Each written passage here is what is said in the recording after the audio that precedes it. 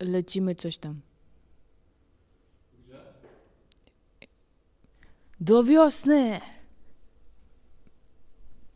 Na moje urodziny. Oh, there you are. Hello, didn't see you. Out here in the forest today because I've been told this is a great place to excavate some research. So let's just start it. Let's see if we can find something.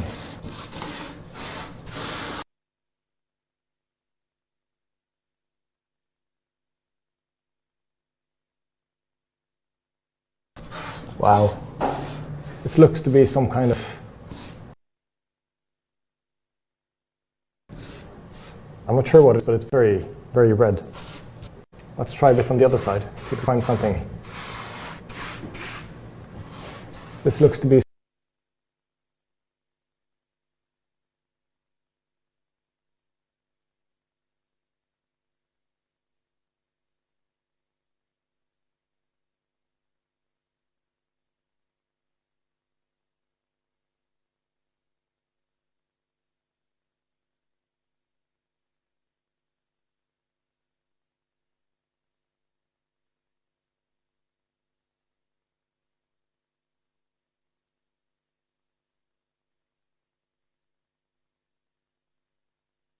kind of... Well, this looks to be written in some kind of invisible ink. It's just the...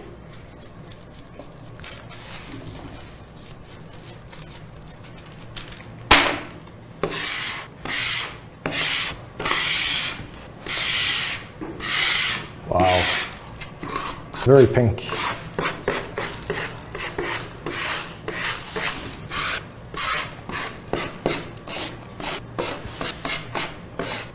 Beautiful. I've never seen anything like this. I'm gonna go get my car so that I can take this to the British Museum where it will live forever.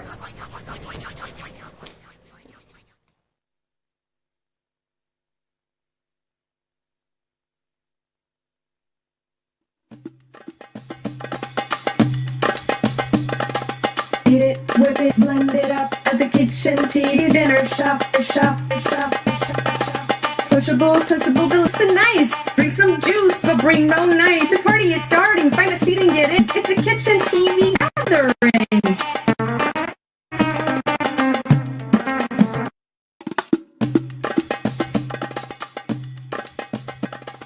Eat it, whip it, blend it up at the kitchen.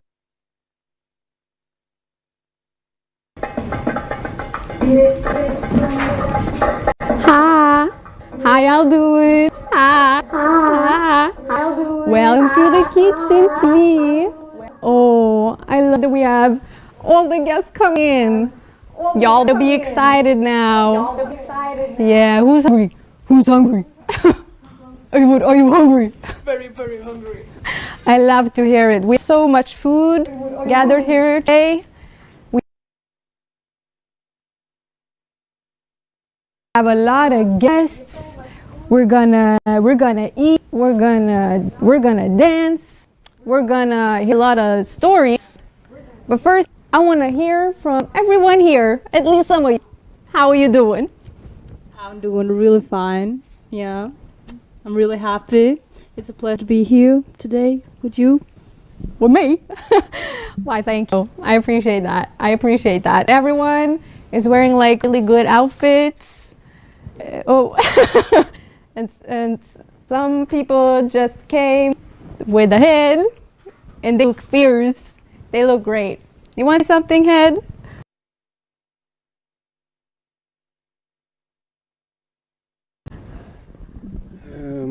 I'm kind of jealous on everybody here because I just have my hands. I've lost my body, took too much Ozempic, and I'm just ready to consume whatever's up. I'm so hungry, but you can't see it because my body's gone. Yeah. Great. Love to hear it. Oh, do we have platter being served in this second? We do. Oh, yes, we do. Darling. That kimchi? Yeah, it's kimchi. Yeah. So, we brought you kimchi. I'm head of production and going back there now. Thanks for stopping by, bringing food. Who else wants to say something about this gathering? Annie, you want to say something? Hello, and I'm Annie, and I have a fun fact. Did you know that potatoes were the first plant ever planted in the sky? In the sky? Yeah, in the universe. Oh, Outside of the Earth. the first planted plant? Yeah, the first plant. Wow. Wow, because now I thought it was in sky. Or in the sky, which was also, it was always fixed, yeah. But that would be great too. In the sky? In the sky. Why yeah, not? I think we should try that. We should. Yeah. And then we wouldn't have to sit on the floor to eat, probably. That would correlate, right? That would be fun. That would be fun. Yeah. Anyone else want to say something? Aula. Hello. Hello. I made some for this yesterday. Yes. What did you make? You want to know what I I want to know. I did an apple pie, Uh-huh. but I had some issues because I didn't buy some apples.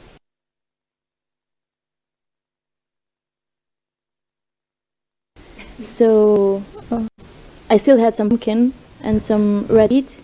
So I thought I'm making a red beet pumpkin pie. But it's still the idea of the apple pie. Oh, it's a pie. It's an apple pie.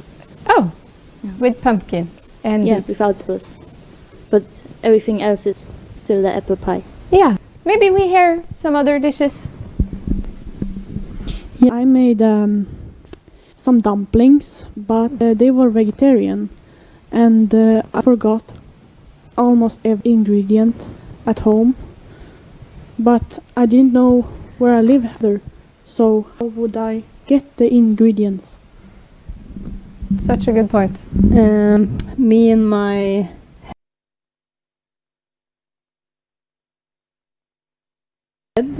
made some sambusas. So yeah. Did you remember your ingredients? Oh, ingredients. Yeah, usually it should be with meat in it, but instead we put kale and paprika, onion, garlic, Whoa. a lot of oil. A lot of oil?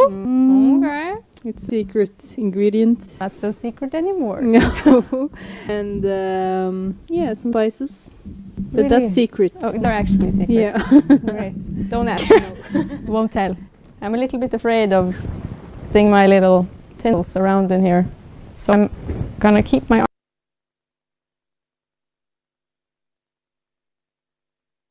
arms to myself. You can maybe give the mic further.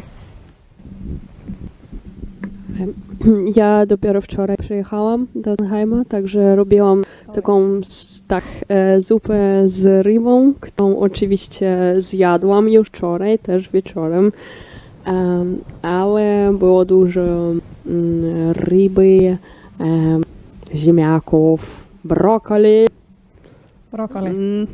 Co jeszcze? Marchewka też to było. Totally. Broccoli. I agree. Yeah, totally. Yeah, we made this party for. Yeah, we've been doing this almost a month now, cooking and preparing and taking inspiration. So many nice things. I brought some dips and some bread and some salad and yeah, and some vegetarian frogs because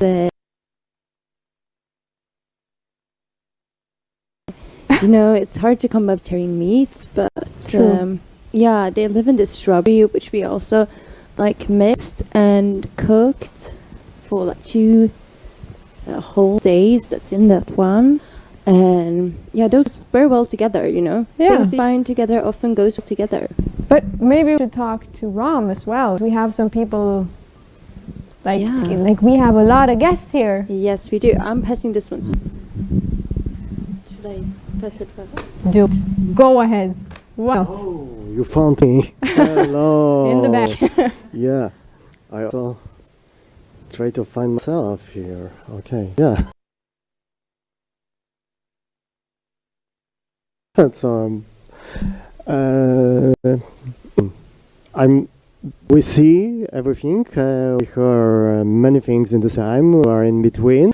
And this is what we are not able to transmit, the smell. It's here in the space. Or this I want to mention about. And let's do the next chapter. And I want to say something to this microphone. I can share it all day. Oh, this is the challenge to walk,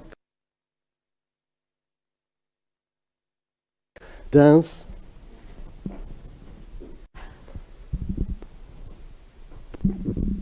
Hi, I just wanted to share my recipe and that I've been trying for a long time at home, and so it's falafel also, like what I discovered in Malmö. And so I learned my falafel recipe from Ali Jalabi, who was a master's student at Trondheim Academy of Fine Art last year. And so I feel like it's sort of an important recipe for me at the moment. And yeah, but the thing is, I didn't really bring it with me, the recipe. But I'm hoping that Ali will share this recipe with everybody again at KIT, so we continue this legacy of doing falafel in the Masters Hub.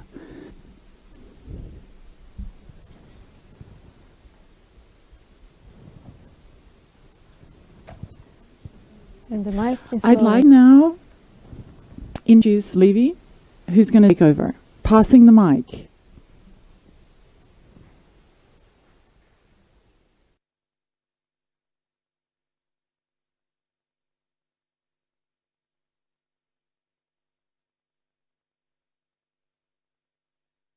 I'm going to tell you guys a story about this one encounter with a moose. I don't like to tell this story too much because people don't believe it. They think it's fake, but it's actually based on a very true story. So I was out skiing, and it was a cold winter day, but you know, I have to get my exercise in. So I was in the summit all by myself, and suddenly I realized there is a huge moose on the ski track. Now,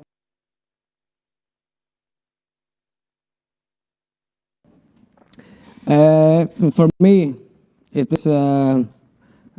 is quite normal to see a moose, but to see it so up close, it's a scary sight because it's absolutely huge. So I had to stop, and I had to see how the situation was, and I was truly hoping that the moose would just go away. But this motherfucker is not so happy. As I am looking at it, it turns towards me, and then it is making very clear that it's not happy. I don't know why. I haven't done anything. Then it starts to charge at me. Okay, so then I have to move away.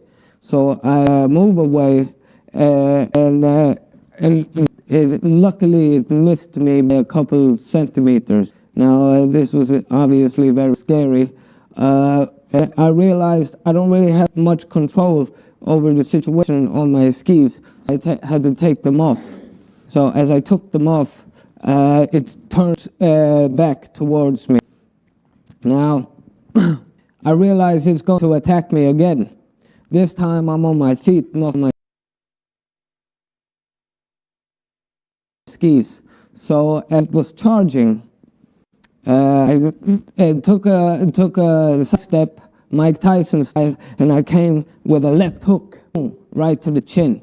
Now, this was not so very effective because obviously it's a moose and it was my left hand. So it didn't seem to affect it very much. Then it tried to charge me again. Now this is what I had to do. I had to sidestep again, but this time to the other side so I don't look so predictable. I grabbed its neck as it was charging me.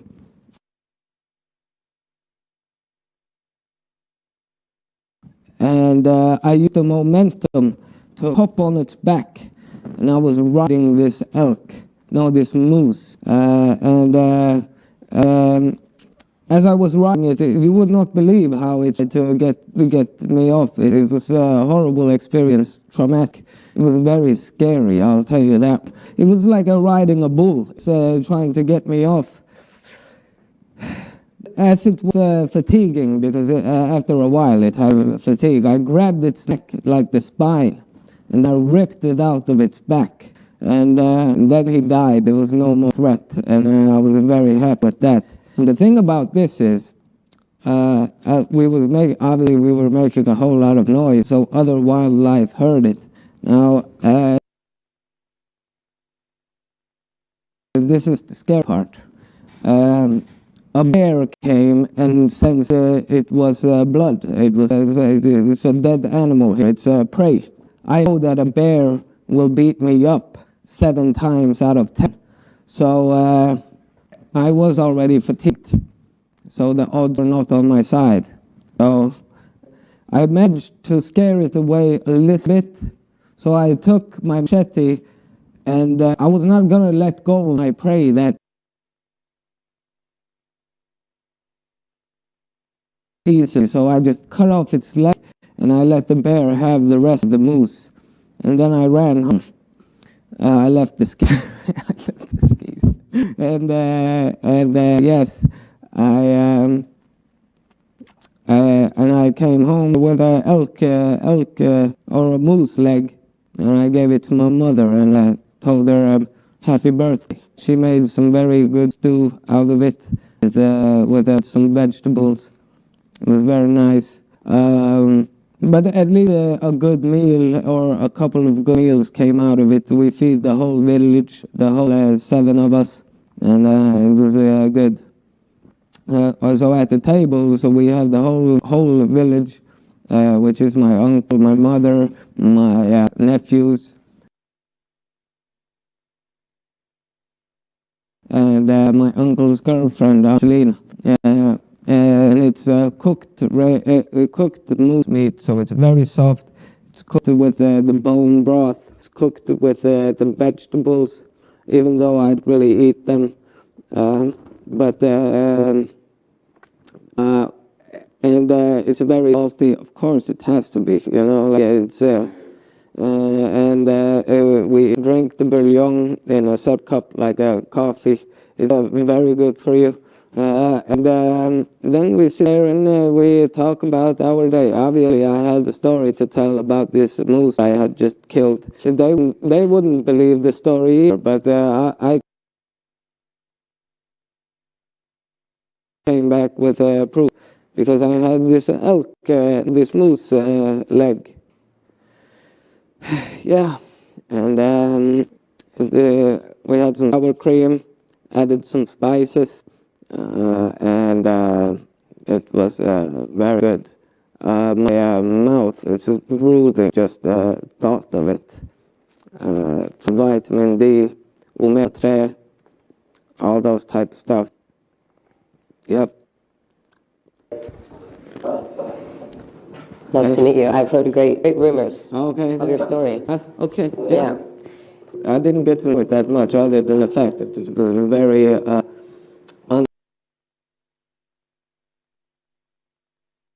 and maybe I would angry? Yeah, angry. Yeah. Well, I get that. I mean, if I was just intruded upon. Yeah. Absolutely. Yeah, me too. Yeah. I was in its territory, to be fair. Yeah. So. But you talk a lot because you go home. Yeah. Right, and then you eat with your family. Yeah, I do. What did you eat? Well, we ate the moose. The moose, right? Yes, I ate the moose that we killed. Yeah. Oh, I killed. If you could make a moose dish, moose meat, what would you make? I would probably cook it. You know, I don't eat meat unless it's cooked. Like, right. Yes. That's important. Yeah. Yep. Like burger style. Burger? No. I mean, like literally cook. You pour some water in a casserole. Like boiled? Yes, you boil it. You boil it. Yeah. I don't want to eat the meat unless it's boiled. Do you boil it and then like fry it? Or do you just boil it? No, just boil it. Okay. Till it's all the way through cooked.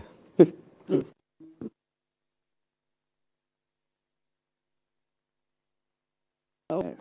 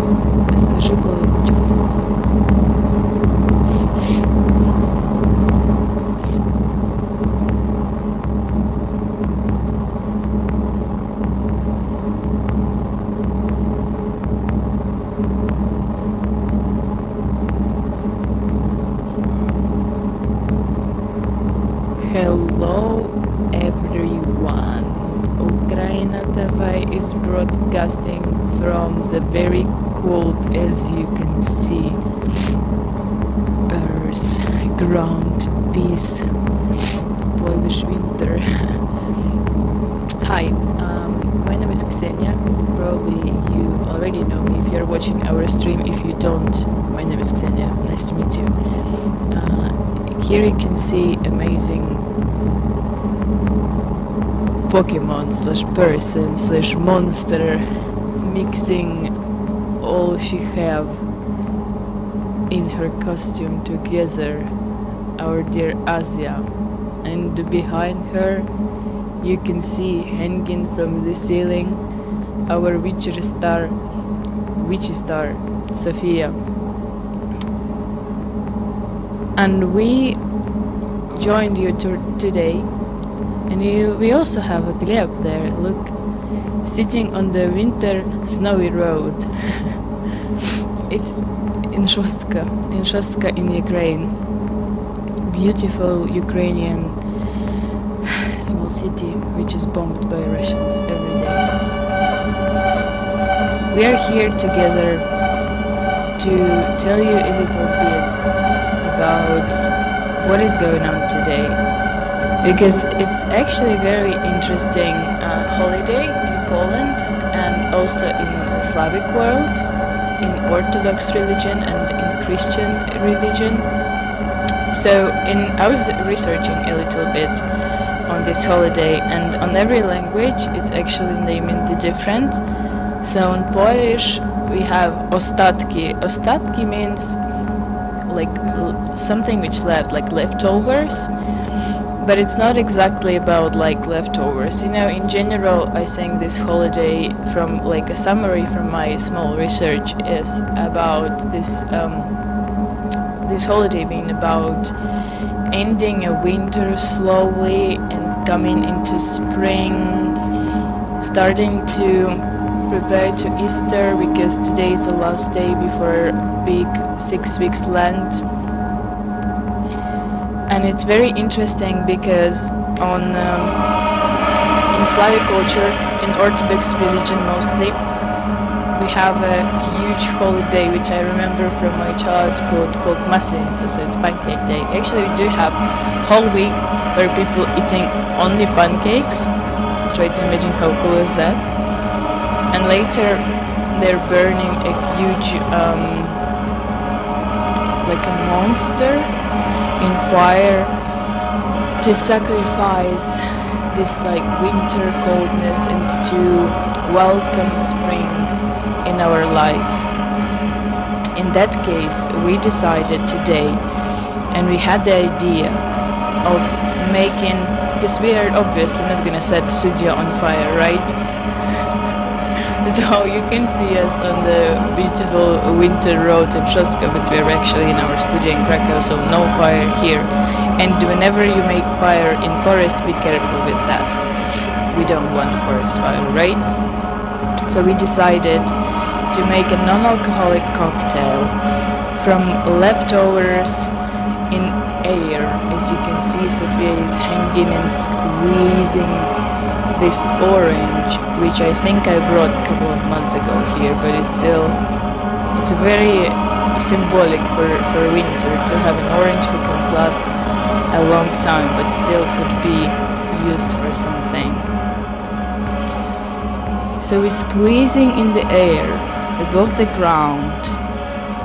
We do mixology and some weird stuff as well. That's why actually we created the project to make some weird stuff. Oh, Gleb became a ghost of winter who was reborn into the ghost of spring.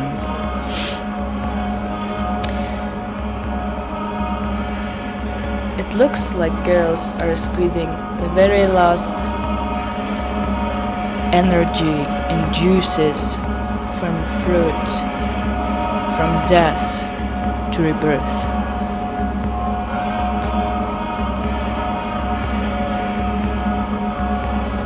I think we can call the process that, maybe not call, maybe describe.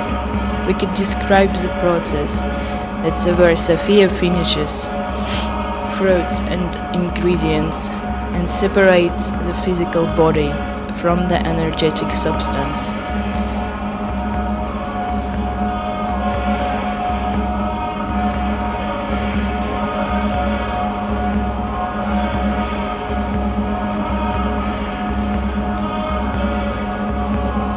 It's interesting for me to understand how cultures around the world are different, religions are different, but at some point we are coming together in some holidays.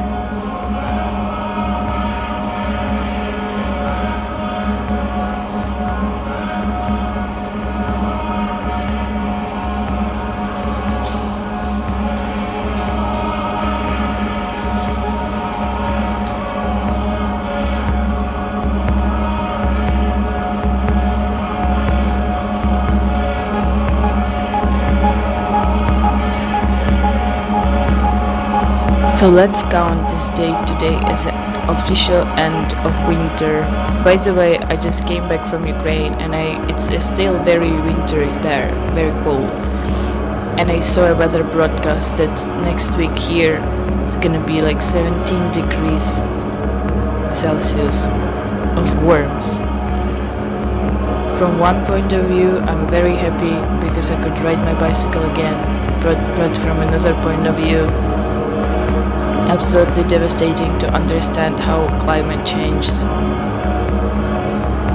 Because I also have a birthday in a couple of days, and all my life my birthday was in winter time and it was cold and bunch of snow, and I don't remember when was the last time when I saw snow on my birthday.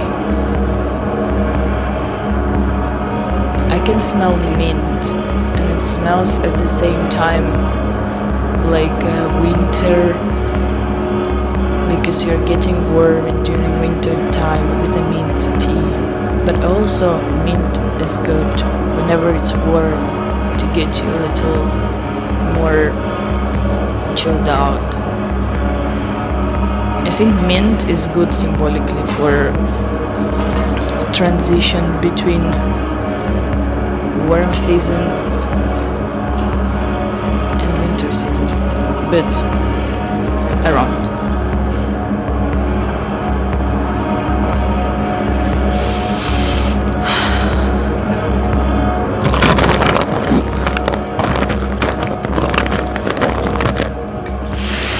Nice.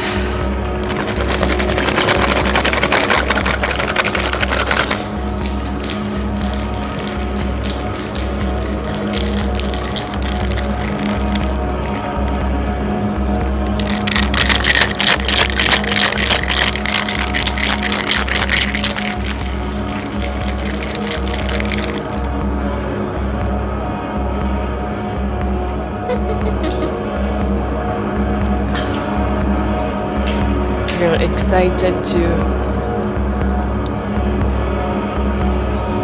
try these juices, to welcome spring in our studio and in our lives.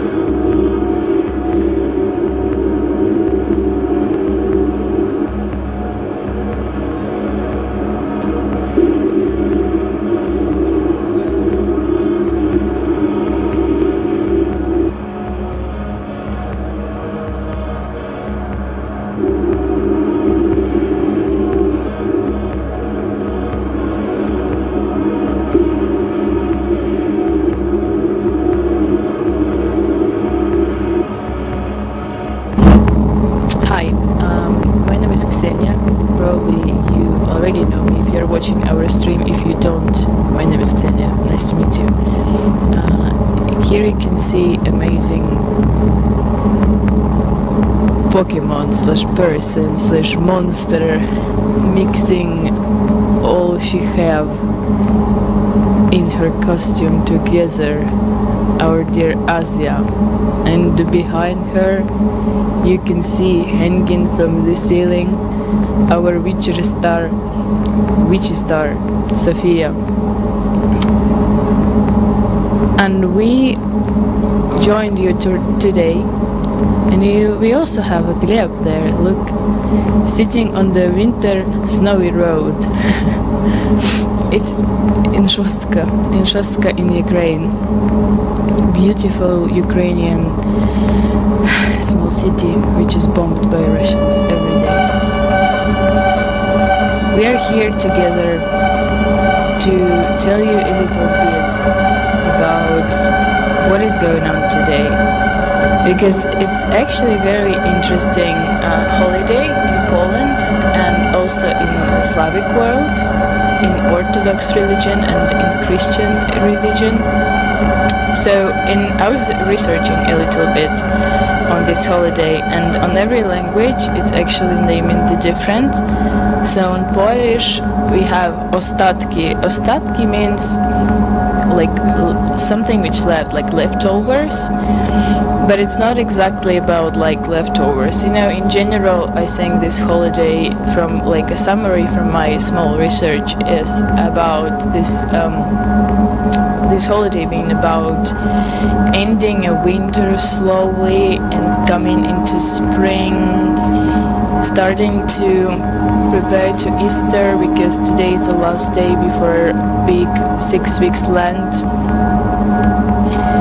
And it's very interesting because in Slavic culture, in Orthodox religion mostly, we have a huge holiday which I remember from my childhood called Maslenitsa, so it's pancake day. Actually, we do have whole week where people eating only pancakes. Try to imagine how cool is that. And later they're burning a huge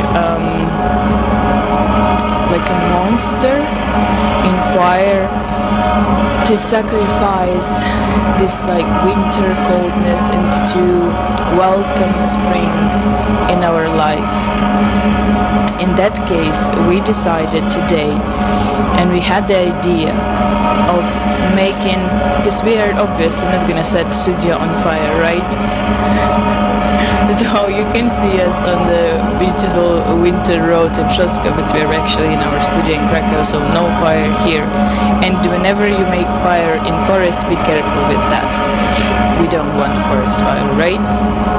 So we decided to make a non-alcoholic cocktail from leftovers in air. As you can see, Sophia is hanging and squeezing this orange, which I think I brought a couple of months ago here, but it's very symbolic for winter to have an orange who can last a long time, but still could be used for something. So we're squeezing in the air above the ground. We do mixology and some weird stuff as well. That's why actually we created the project to make some weird stuff. Oh, Gleb became a ghost of winter who was reborn into the ghost of spring.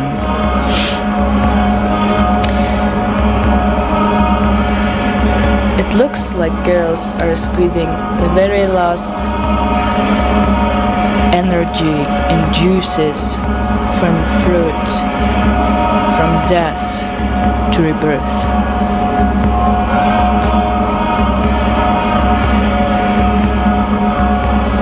I think we can call the process that, maybe not call, maybe describe.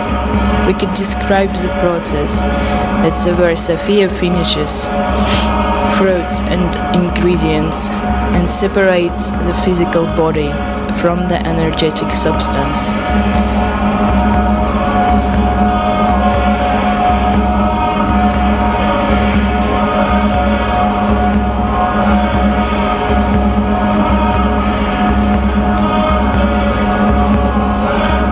interesting for me to understand how cultures around the world are different, religions are different, but at some point we are coming together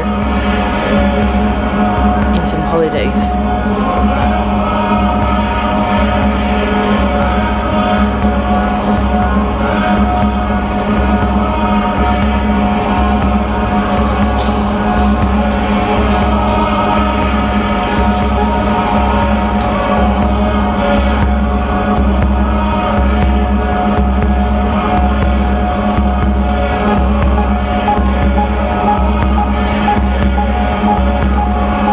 So let's count this day today as an official end of winter. By the way, I just came back from Ukraine and it's still very wintry there, very cold. And I saw a weather broadcast that next week here it's gonna be like 17 degrees Celsius of worms. From one point of view, I'm very happy because I could ride my bicycle again, but from another point of view, absolutely devastating to understand how climate changes. Because I also have a birthday in a couple of days, and all my life my birthday was in winter time and it was cold and bunch of snow, and I don't remember when was the last time when I saw snow on my birthday. I can smell mint and it smells at the same time like winter, because you're getting warm during winter time with the mint tea, but also mint is good whenever it's warm to get you a little more chilled out. I think mint is good symbolically for transition between warm season and winter season, but around.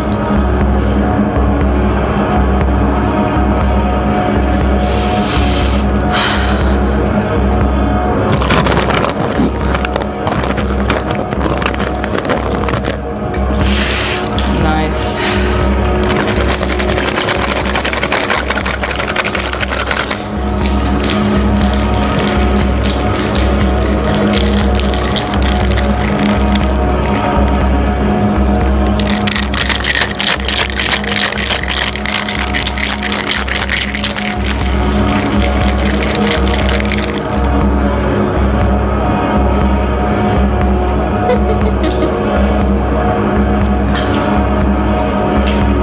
Excited to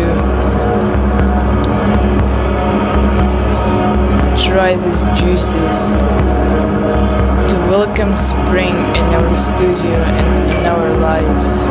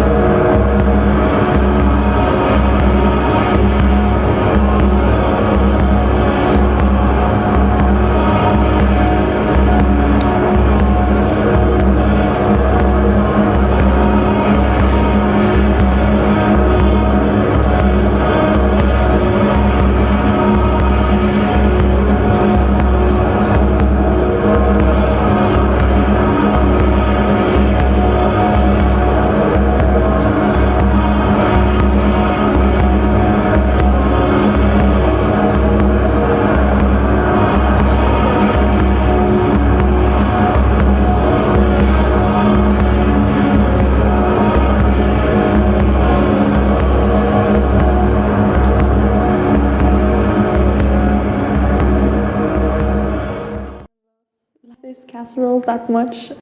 And my mother tried to do like a new take and use Christmas dinner leftovers. We didn't really like it. It was questionable. Yeah, my mother actually made a mistake this time. She used a lot of chili powder instead of paprika. So it was really spicy. Some of us cried. I'm not saying it was me, but it may have been me. Because it was really spicy and we weren't expecting that, because it's always the same old casserole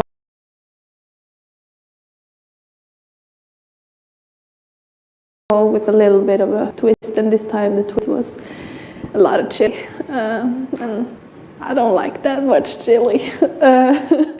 Usually the casserole is made when my father's not at home because of all the leftovers and like stuff from the fridge. That he wants to have, and he buys a lot of them in bulk, and my mother just wants to get rid of them. So that's when she makes this casserole with a lot of the things she wants to get rid of, and actually she wants to throw them away, but then she has to make food of it instead. And then when my father gets home, he asks where all the food went, and he just said, oh, we ate it, but it was this big meal that nobody actually likes, except her. I think she loves it, but we don't. Yeah, I'm probably doomed to do the same thing, make the same casserole. I don't know. You almost mentioned everything. Okay. What, did I miss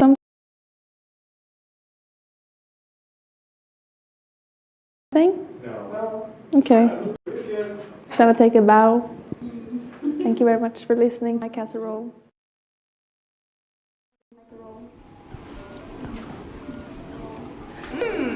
Yeah, we're mid-dinner. Towards the tea ceremony. And we have Johanna and Sahar who's supposed to come in and lead it. Thank you. Hi everyone. I think that is the time for tea party after they eat the delicious variant. The rhythm.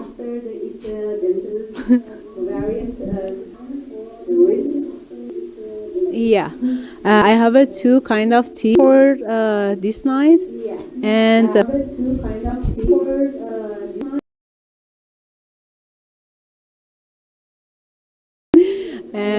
one is the boost your energy and make you laugh more. Yeah, and another one is the good for your digestive after the meals. Which one you use? You want to more laugh or have a best? Yeah. Okay, so I have a amazing mix of my grandmom. When she saw me as I'm sad, she made for me because she didn't like my sad face. So we mix it, and can you help to?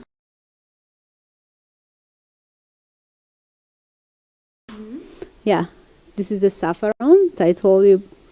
Yeah, yeah, you can hear. Yeah, and you put it there. Yeah, no, I put for laugh more. Oh. Yeah. Yeah, great. Thank you. and dominoes. Handle both of them. Yeah. And yeah, great. And also we made it 2 colors of this herbal tea for painting. That's my father taught me because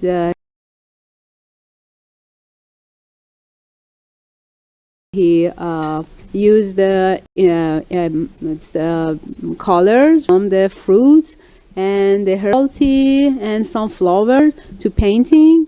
So he taught me, and we tried and to this fabric with Katie and others to color the fabric with these colors. You can, yeah, you can try it. Yeah. To color? Yeah. Yeah. We can. Yeah. Yeah, you touch it. Oh, I'll Yeah. just, try not to get it on myself.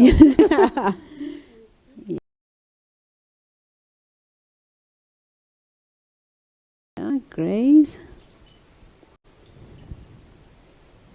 And let's do.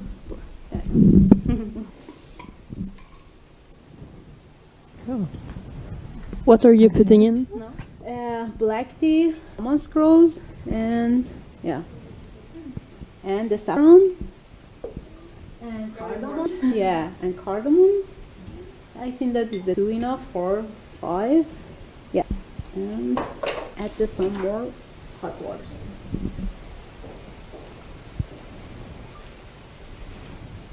Be careful about the use saffron. Maybe it's not very. You use the less. Fourth time. Yeah, maybe you overdo it or something like that. Yeah. And, yeah. Look at this. Yeah, I'm not good for serving. Yeah, and there's a dessert here, the sweet. Yeah, you can with this. Yeah. Yeah, and we talk about yeah, you can. And with this one, we can color.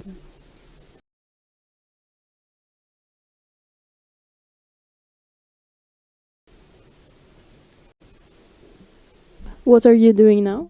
We want to make another color, is a yellow with saffron, and it took a time, but good. And yeah, and if you eat cold temperatures of the food, you should drink the gingers and meat for balance your health, and is best for your digestive.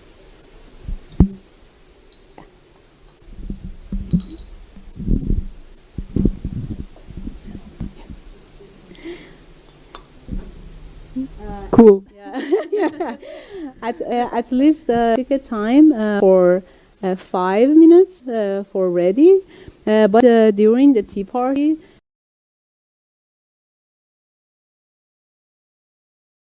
it's totally listen to the music and talk the guests together, and it's an environment for start talking to others. And that's why is the tea ceremony not just about the drinking tea or something like this. It's the best gift of the natures for being together, and the smell and the taste, and being together with this ceremony. Yeah, I think that you can try this one. What are the benefits for different herbs? I thought the medical traditional in Iran is use these herbs for health, and separate the temperature of your body, like the cold, wet, and warm, and dry. And based on your body, you can use these herbs. And is the best things find your balance, your body.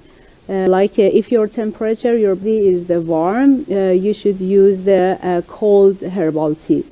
And if you have a cold, it's not very, it's a serious issue. You don't need to go to the hospital. And like our childhood, it's not going to doctor in the right way. My grandmother used these herbs for to disappear all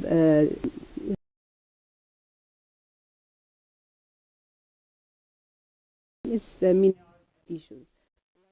Hi, hello, it's me again. Thank you for coming with us on this journey, and the journey it was.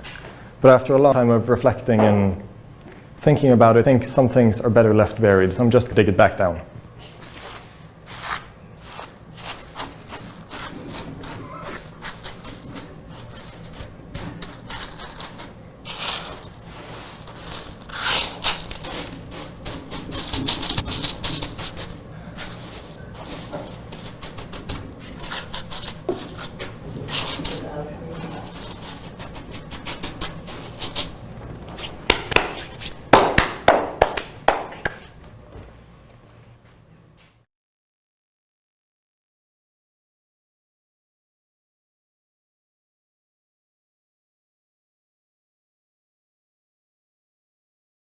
Blend it up at the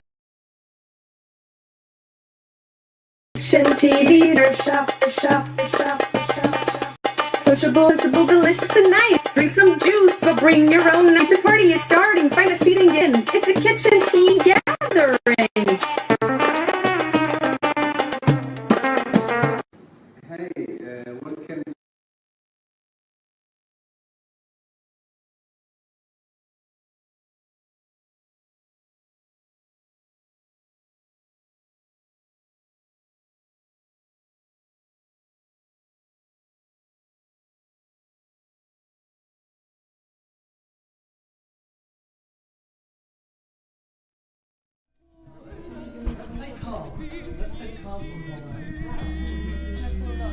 Yeah, okay.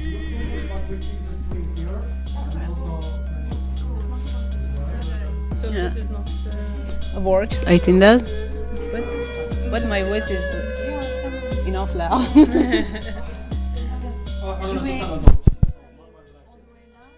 Yeah, but if we have enough. Yeah, but it's not good. I think that. Yeah, but yeah, I think that it's prepare some paper glass. So yeah, I think that there's some paper glass in desk. So it's not necessary to.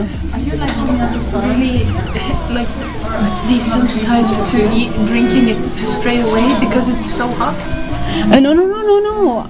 It's you should stay to getting cold, but it's not the cold water. You want us to change side, like some of you, just a few people to go on the other side so there's more food. Well, do you want this? Not very useful to be. Okay, swapping sides. I need to eat also something. If Krakow, you are still around and you listen us, I'm from the background of the table. I'm from the under the table talking to you. Thank you for your intervention and the loop in the time and in the weather. And I think we can stay a little bit here for the moment to eat. Finally, yeah, that's and you're welcome because we have also guests here and people around. So you're welcome to the table, everybody. And as I imagine, UKRAiNATV still keep the streaming, and there are some comebacks to last weekend that we did 24-hour streaming. In the background, there are also some carpets from Georgia. I bring. Hello. That's an amazing surprise in the meeting. And yeah, we are eating, and Krakow, I think, will continue some streaming also with some footage that we already recorded and didn't play a week ago. And stay with us. Thank you, everybody here, and thank you, everybody there and around in this hybrid community. Yeah.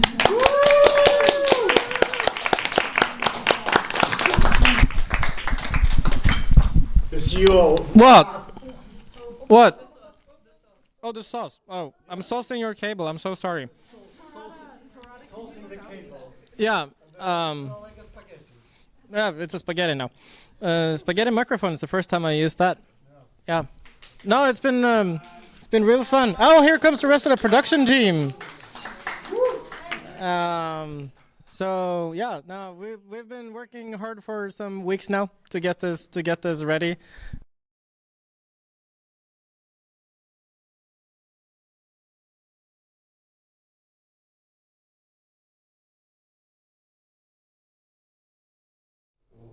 Cześć kochani. Fryzura dzisiaj wszystko mówi za mnie. Słuchajcie, dziękujemy wam bardzo za wszystko, że jesteście z nami, że jesteście tacy super, za to, że my jesteśmy z wami, też wam dziękujemy. Słuchajcie, my wracamy do tematu 24.02, czyli poprzedniego poniedziałku. Chcemy wam pokazać unseen, fajne rzeczy, które nie poszły, wiem, tylko chciałam tak zrobić, które nie poszły, a są bardzo fajne, więc uważamy, że warto je oczywiście pokazać, zobaczyć, no i enjoy, kochani, a ja...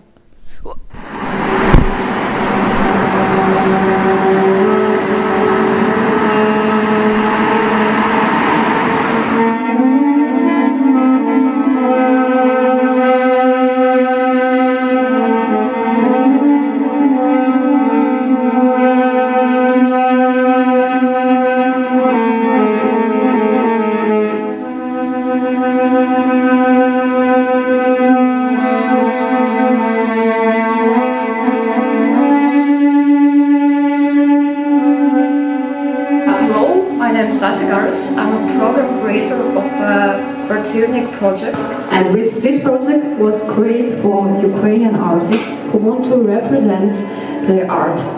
I want to say for new visitors of our events that is a project where every artist can to perform on our stage, and today we have special Christmas edition.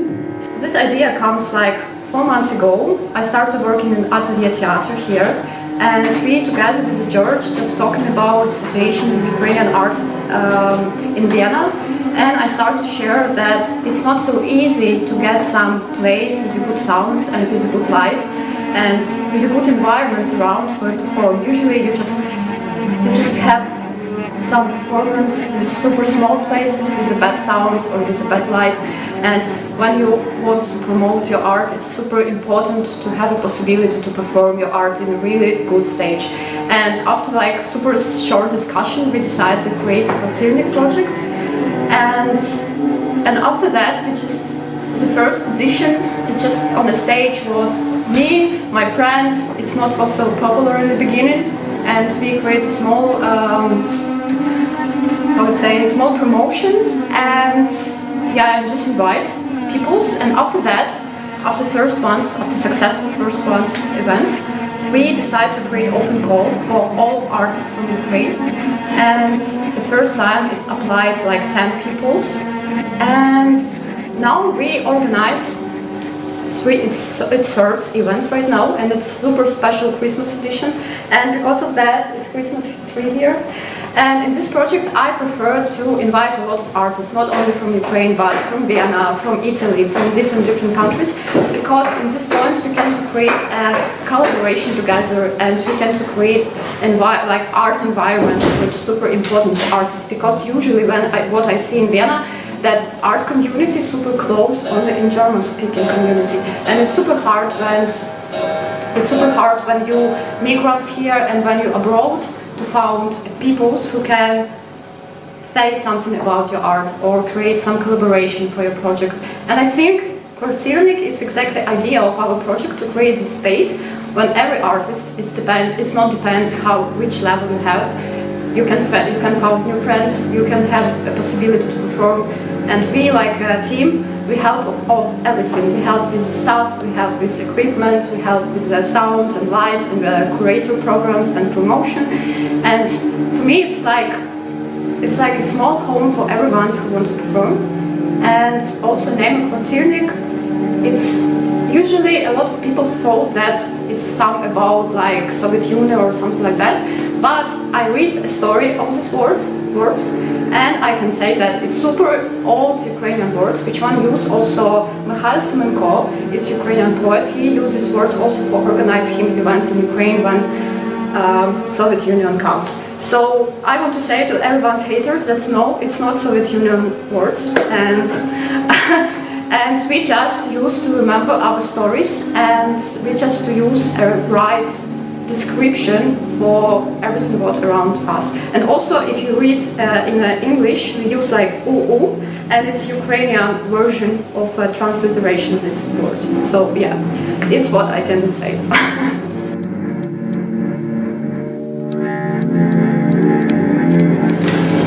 Well, the reason why we work here in this place is because we want to give different kind of people and different kind of artists the possibility to perform their personal view of art. So in the first place, it's nothing to do with Ukrainian or not Ukrainian. It's more the idea to have a wide variety of things happening. And in our program, we can see that very well. So we have all sorts of different types of showcases here. Why Ukrainian? Again, it's not because of Ukrainian. I have a sensibility for different types of cultures. You have to understand that Vienna is a melting pot, and not only in the last 50 years, in the whole history, in the last 500 years, there's a lot of influence from different countries, different cultures, and at first they were strangers, and then they became part of the Viennese life, and we used to have like the Bohemians who came like 150 years ago, or the people from Galicia, which actually is part of the Ukrainian right now. We had a lot of Jews coming to Vienna, and in the beginning they were estranged, and then they became what actually makes Vienna, you know. So I think it's very important to keep the contact to different groups, and we have a lot of theater groups from the Balkan countries, from Serbia, from Bosnia, from Croatia, from Romania. Well, and the second reason why actually you always need a person who connects you with the atmosphere. And in this case, there was Stasia Garus, who contacted me per email, and I tried to answer most of the requests towards us. It's not always possible, but I tried to answer them and find out how serious are they actually taking their requests or the questions to us. And in this case, Stasia obviously was very qualified in the things she did for the theater, and we started to work together. And then in this process of discussing the situation of young artists from Ukraine, we decided to try to give them a place. You know, so it's like a talk of working in progress and a working in process type of showcase, because you never know in the beginning in which direction things go, because you don't know about the artist itself and what actually they expect from us, and if we are able to fulfill their expectations, because this is also an important thing. So it's not only that I expect something from them, also the artists expect something from us. And so we found out that we are able to host them in the way that they are able to perform, and well, and then we take it from there on. And in the beginning we were not sure if we have a second performance, but then we had the second, now it's the third, and I'm very happy about the amount of people who are coming and joining us, and I'm very happy also about the results what we have. I hope that in the near future we also can attract more Austrians to come here, because this is also one of the important reasons why we do that. We want to connect people, we want to learn from each other. This is a very important thing. We want to learn what makes the Ukrainian artist think, and also vice versa. So if I have a wish free for next year, then I would wish that we have a lot of Austrian artists performing for the Ukrainians, and a lot of Ukrainians perform for the Austrians.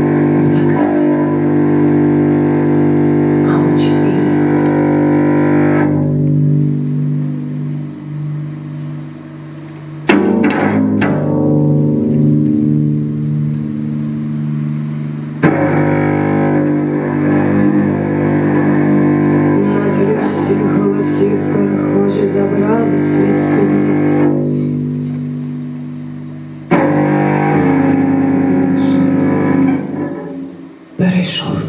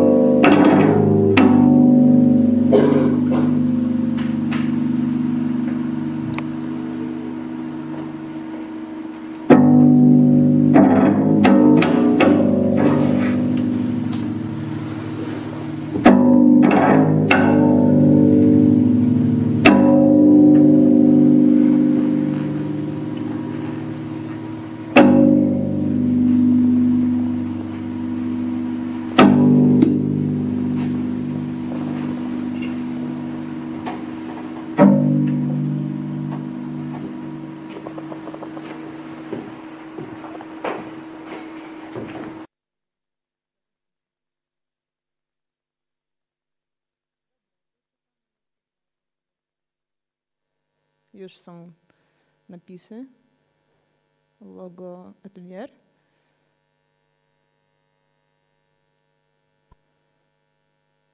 A gdzie moje imię? Tam jeszcze miało być moje imię, bo właśnie robiłam zdjęcia tego filmu i edit też, więc proszę bardzo, dziękuję. Dobra, z nami dzisiaj nasza kochana Stasia Garus. Cześć, jak tam?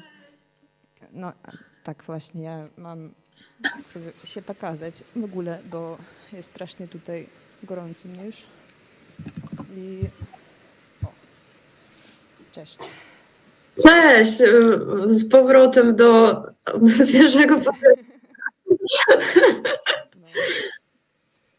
Jak u Ciebie sprawy? Jak tam Wiedeń i jak Twój ostatni kwartyrnik, jak to poszło? No, powiem tak szczerze, że tylko wróciłam od rozmowy ze swoją terapeutką i dwie minuty przed podłączyłam się do UKRAiNATV. I tak ogólnie jest bardzo dobrze i oficjalnie jestem studentką Angewandte, to jest taki uniwersytet w Wiedniu. Congratulations, pozdrawiamy.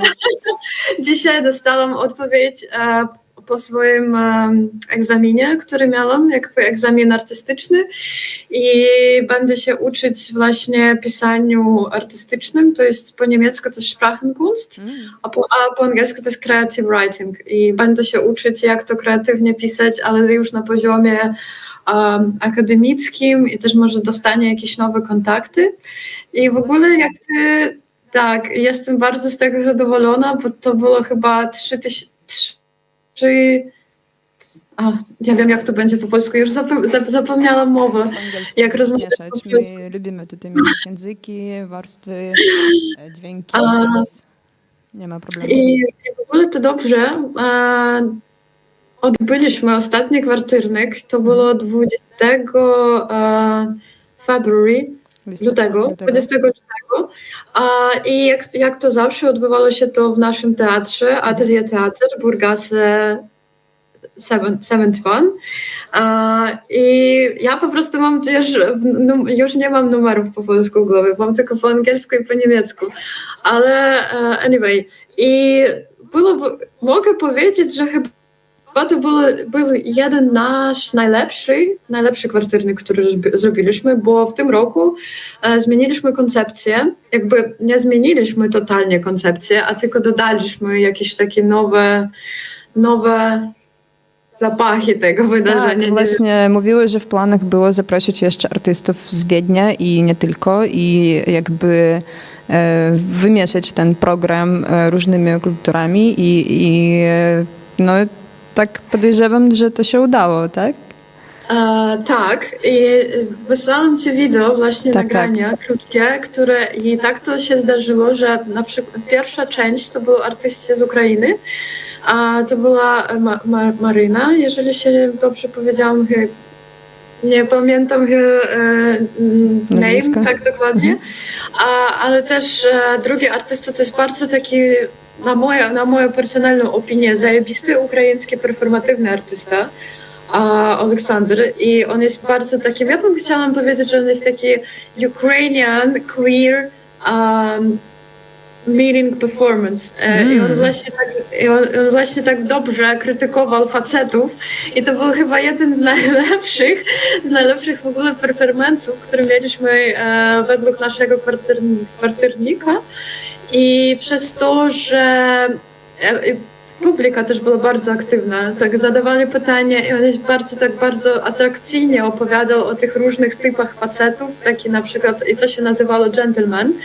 I mogę powiedzieć, że to chyba było jedne z najlepszych w ogóle takich kontekstualnych performance'ów, na których byłam ostatni czas w Wiedniu.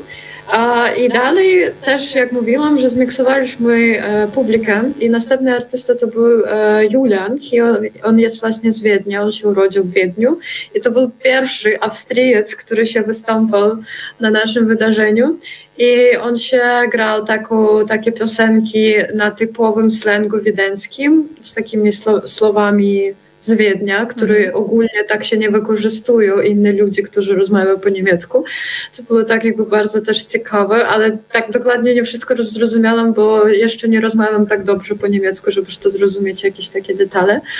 No i ostatnie, też na moją opinię, bardzo utalentowane chłopaki, które się jest w ogóle z Bratysławy, ale się wyrosli w Wiedniu i się tutaj uczyli w szkole i tak dalej, i tak dalej. I to było po prostu crazy, jak oni to wszystko zagrali i łączyli jakieś takie piano, modernowe brzmienie piano z takim bardzo rytmicznym drums. I w ogóle to dla mnie to wszystko brzmiało jak w jakimś filmie, nawet nie w filmie, a ja nawet nie mogę przetłumaczyć tego, bo ogólnie sztuka rzadko zostaje mi w takich emocjach, w których płaczę na przykład. A ja właśnie płakałam po ich występu i to było dla mnie, ale płakałam, wiesz, od szczęścia.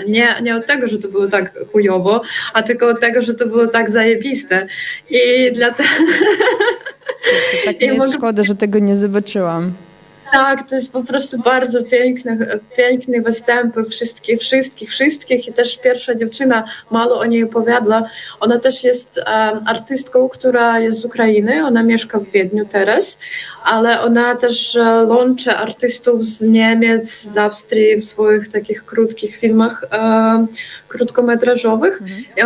I ona też w swoim filmie próbowała zmiksować te różne języki, polski, ukraiński, angielski, to wszystko naraz i to brzmiało tak trochę surrealistycznie. Ona to się łączyła z takimi kadrami z morza, nadmorza, ptakami, ludźmi. I jakoś było dla mnie to bardzo pięknie to wszystko wyglądało. I ona jest taka też bardzo ciekawa dziewczyna i to jest chyba drugi czy trzeci film, który ona w ogóle zrobiła. Ale na moją opinię to jest bardzo dobrze i ja bardzo jestem szczęśliwa, że takie młode talenty występują na naszym wydarzeniu. Super. Ja już wiem, ale dawaj jeszcze raz zapytam Ciebie, jak można dostać na ten program, na ten kwartiernik, w jaki sposób? No to zależy, jeżeli chcesz być artystem, czy chcesz po prostu się odwiedzić. W sensie, żeby przyjść i to. Dobra, i to.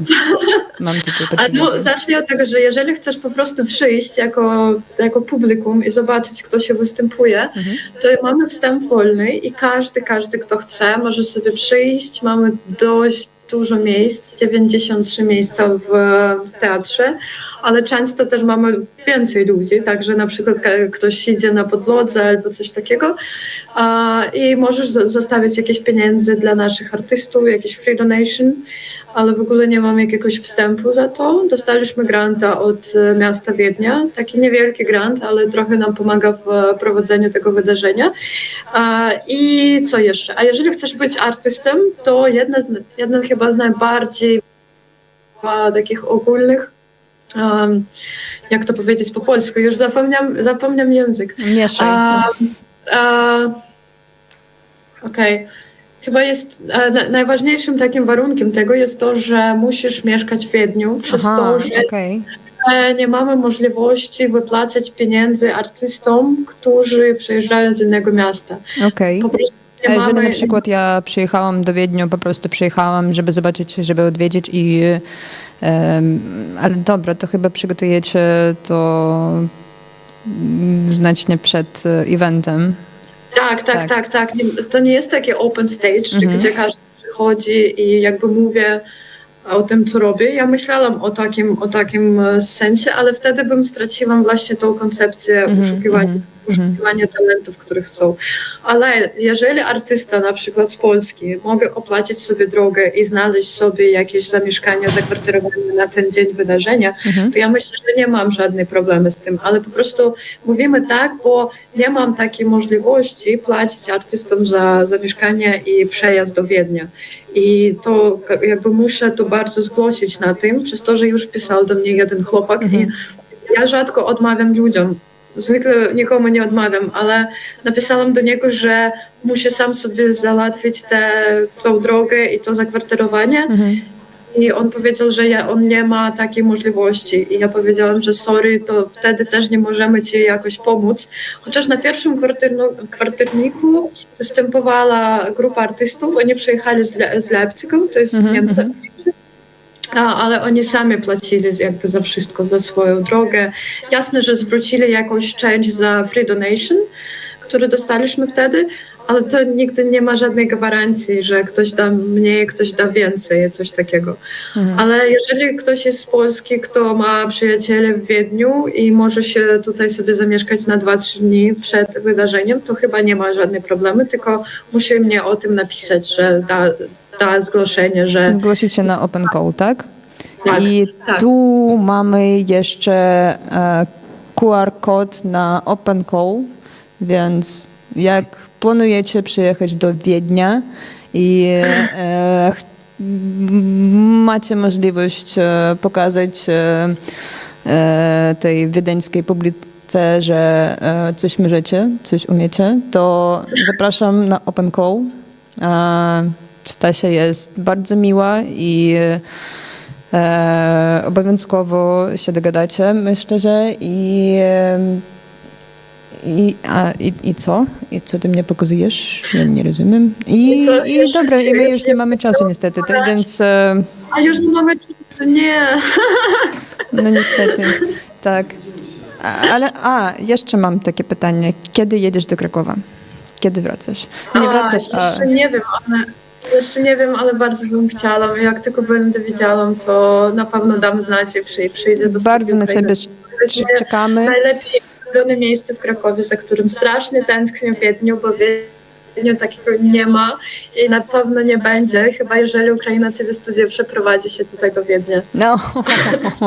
No to takie plany, nie wiem. To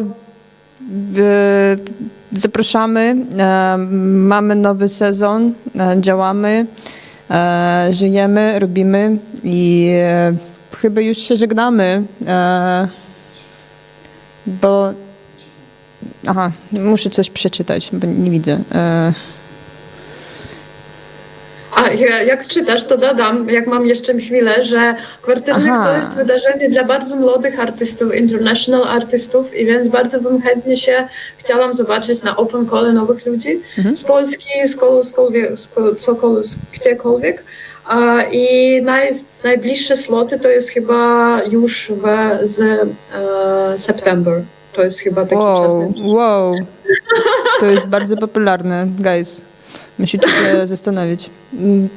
September to jakby wrzesień, do września jeszcze pół roku mamy, więc można jakoś zaplanować sobie fajną wycieczkę do Wiednia i taką fajną...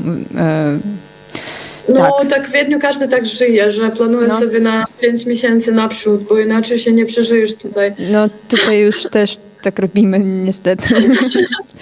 Dobra, a teraz u nas w programie Feel Ukraine Now ze Stanisławem Konoplowym. Miłego oglądania. Dziękuję.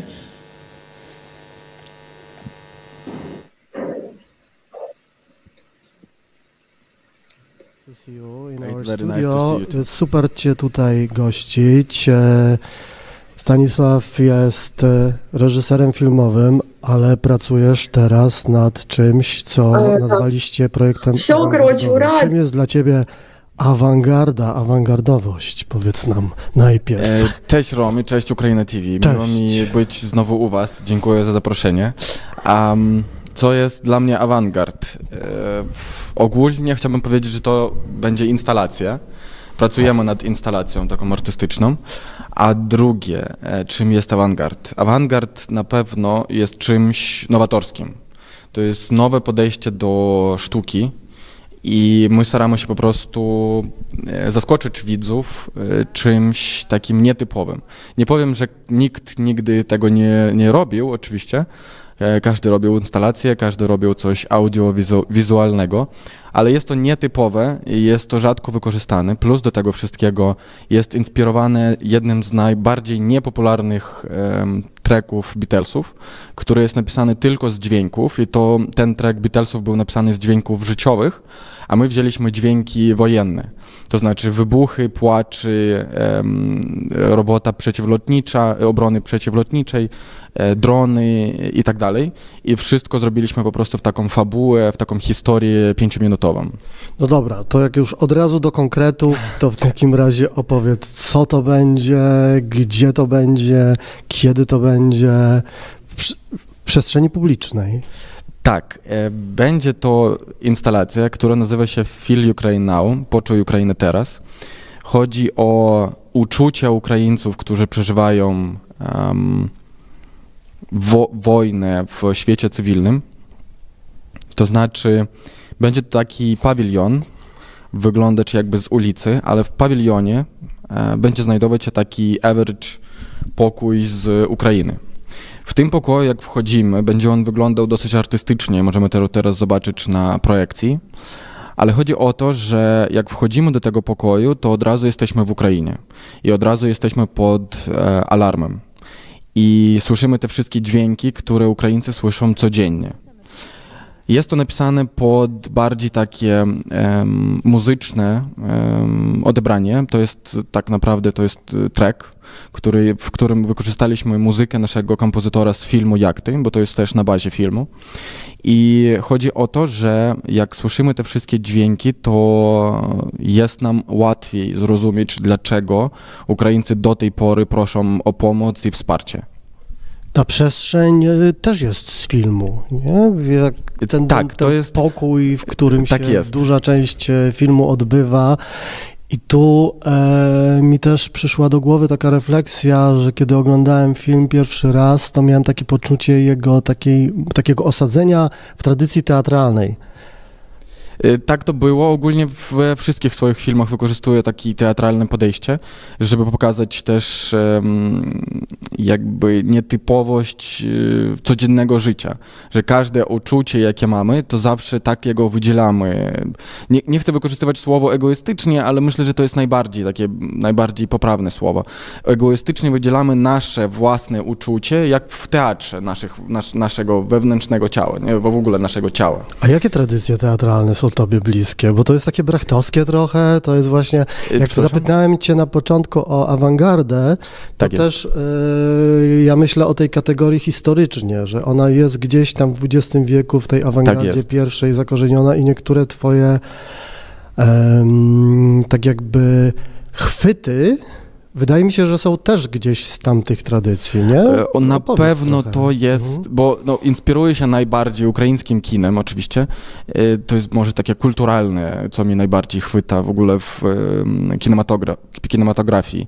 I chciałbym to pokazać światu, chciałbym zrobić to bardziej takie popularne. Oczywiście, że bardzo trudno teraz dla współczesnego widza oglądać coś z XX wieku, chociaż jest to nowatorskie i jest to coś, co wpływa codziennie na dzisiejsze kino, co widzimy codziennie. Chciałbym po prostu to ze swoich prac pokazać, że to jakby jest taka ukraińska tradycja, to jest kino poetyckie, teatralne. Tak. Właśnie, tak. Wymień parę nazwisk, które wydaje mi się, że powinny też po polsku być przywoływane, bo Polacy zapominają. Pierwszych dwa nazwiska, które oczywiście wszyscy muszą obejrzeć, w sensie nie to, żeby muszą, ale to jest coś pięknego i polecam. To jest Dowrzenko, który w ogóle stworzył kino poetyckie i to oczywiście, że jest Paradżanow. Niestety on jest bardzo trudny do oglądania, bo współczesny widz potrzebuje szybkiego czegoś. W ogóle szybkiej historii, szybkiego obrazku, szybkiej dramaturgii, dosyć jasnej, ale on ma przepiękne obrazy. Jeżeli chcecie zobaczyć na przykład inspirację Paradżanowym w współczesnej kinematografii, to najprostsze to obejrzeć klip Lady Gagi, która całkiem wybudowała wszystko na frame'ach Paradżanowa. No i nie wiem, czy ciągle jeszcze, ale w Zachęcie jest wystawa dedykowana Paradżanowi. Tak. Polecamy. Jeszcze więcej nazwisk, to jest przesłuchanie. Więcej nazwisk. Trudno mi przypomnieć wszystkie nazwiska. Nie powiem, że takich bardzo znam wszystkie. Kobiety reżyserki. Kobiety reżyserki, dobrze, jedna z moich ulubionych. To Kira, Muratowa, tak. Ona ma bardzo przepiękne podejście do dramaturgii w filmie. Po te jej bohaterzy, którzy... W ogóle ten styl, połączenie bardzo nietypowej gry aktorskiej w takich dosyć typowych sytuacjach życiowych stwarza bardzo surrealistyczne odebranie świata. I czasem jak po filmie jej patrzę na świat, to czasem zadaję sobie zapytanie w ogóle o co chodzi. Nie? Ale to jest dosyć jasne i mi podoba się, że jej poetyka pozwala być każdej indywidualności wolnym. I to może to mogłoby nauczyć też nas. Nie? Tam jest taka piękna obserwacja społeczeństwa i jakichś takich właśnie errorów w życiu codziennym. Właśnie ona obserwuje to, co Związek Radziecki starał się schować. Tak. I jej filmy są przepięknym dokumentem tego, co się działo w ogóle w te czasy, nie? W przestrzeni na dzisiejszą chwilę postradzieckiej. Dobra, super. Chciałem bardzo, żeby padło to nazwisko. Wróćmy do twojego projektu w takim razie. Czy waszego, bo jest to współpraca też. Na pewno to jest współpraca. Nie chciałbym wymieniać tu jakby tylko siebie w tym wszystkim, bo całość wszystkiego, oczywiście tam pomysł gdzieś powstał z filmu i bla, bla, bla, ale nawet sam pomysł, co jest też ciekawego. Jak robiliśmy pokaz w Kijowie, pokaz filmu Jachty, to dziewczyna, która była na przesłuchaniu u nas jako menedżerka na ten projekt, w sensie na ten pokaz, ona wymieniła taki pomysł, żeby wybudować pokój po tym, jak ludzie wyjdą po oglądaniu filmu. Od razu z sali w ten pokój.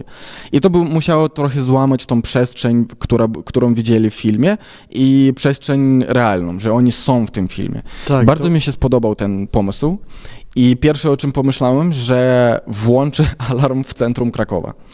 Zrazu pomyślałem, że to jest niemożliwe, że nikt mi tego nie pozwoli zrobić.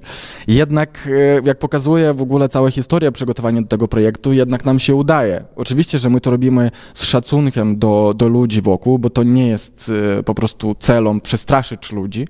Celem jest wywołać empatię do Ukraińców. Więc praktycznie udało nam się zrobić tak, że ta przestrzeń będzie w centrum Krakowa, koło Wawela, na placu Wielkiej Armii Napoleona. I nie będzie to przeszkadzać ludziom wokół, bo to będzie zamknięty pawilion. Można sobie z ulicy będzie zobaczyć, jak ten pokój jakby stoi. Więc wracając do pytania, czy to jest mój pomysł, czy nie, nie do końca, ale jak nie wiem, jak bardzo dużo reżyserów łapie jakiś pomysł i rozbudowuje zespół najpierw i ten zespół rozbudowuje ten pomysł, że on działa ze wszystkich stron. Więc muszę podziękować oczywiście naszemu zespołowi, który przyłożył bardzo dużo uwagi, sił, nerwów, pomysłów, chęci, miłości do tego projektu i mam nadzieję, że nam naprawdę się uda to zrobić z dobrym rezultatem. Dzięki. Jak długo będzie można to oglądać? Mamy oficjalne otwarcie 24 lutego na trzecią. Czyli dzisiaj, tak, 17, na trzecią rocznicę początku pełnoskalowej wojny w Ukrainie. Plus mamy, bo to będzie pracowało jako Muzeum Pamięci przez 12 dni do 7 marca. Do 7 marca. Tak jest, do 7 marca można będzie nas odwiedzić, to jest bezpłatne wejście. Będziemy mieli człowieka jakby przewodniczącego tam, który będzie mógł pokazać, opowiedzieć historię. Można sobie będzie zeskanować QR-kod, zobaczyć jak ten pokój był, jak wyglądał w filmie, obejrzeć sam film, posłuchać tej muzyki. Jeżeli ktoś nie będzie chciał, to jak najbardziej, bo to jest, oczywiście, że to jest doświadczenie traumatyczne, więc my prosimy też uwzględnić to, że niektóre wybuchy mogą przestraszać ludzi. Jednak Pomysł jest taki, żeby pokazać, że jednak ten dom przez pomoc Polski, pomoc ludzi poza Ukrainą, pokój ten zostaje cały i rakieta w niego nie trafia, bo jesteśmy całkiem obronieni. Co jeszcze ciekawego będzie w pokoju, to będziemy mieli taką małą grę, która będzie trwała 5 minut. W ciągu tych 5 minut z włączonym dźwiękiem trzeba będzie wybrać 5 obowiązkowych rzeczy, wyobrażając sobie, że w twój dom leci rakieta i ty musisz uciec. 5 minut na to, żeby wybrać 5 obowiązkowych rzeczy i 10 dodatkowych.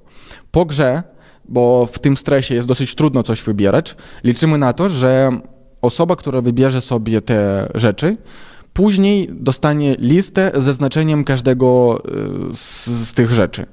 Na przykład jak wyprowadzasz się z domu i masz możliwość wziąć tylko paszport, dokument, że na przykład niepełnosprawności matki albo prawo jazdy, to każda z tych rzeczy będzie coś znaczyła dla ciebie w przyszłości. I tak samo rzeczy dodatkowe, jak na przykład zdjęcia rodziny jako pamięć, Biblia na przykład jako po prostu zostawienie tej wiary, książka, żeby była jakaś rozrywka i tak dalej. Więc każda z rzeczy będzie takim symbolem twojego przyszłego życia. I można sobie będzie na swojej skórze odczuć, jak to być Ukraińcem, który uciekł z swojego domu i więcej nigdy nie będzie mógł tam wrócić. Taki u nas pomysł.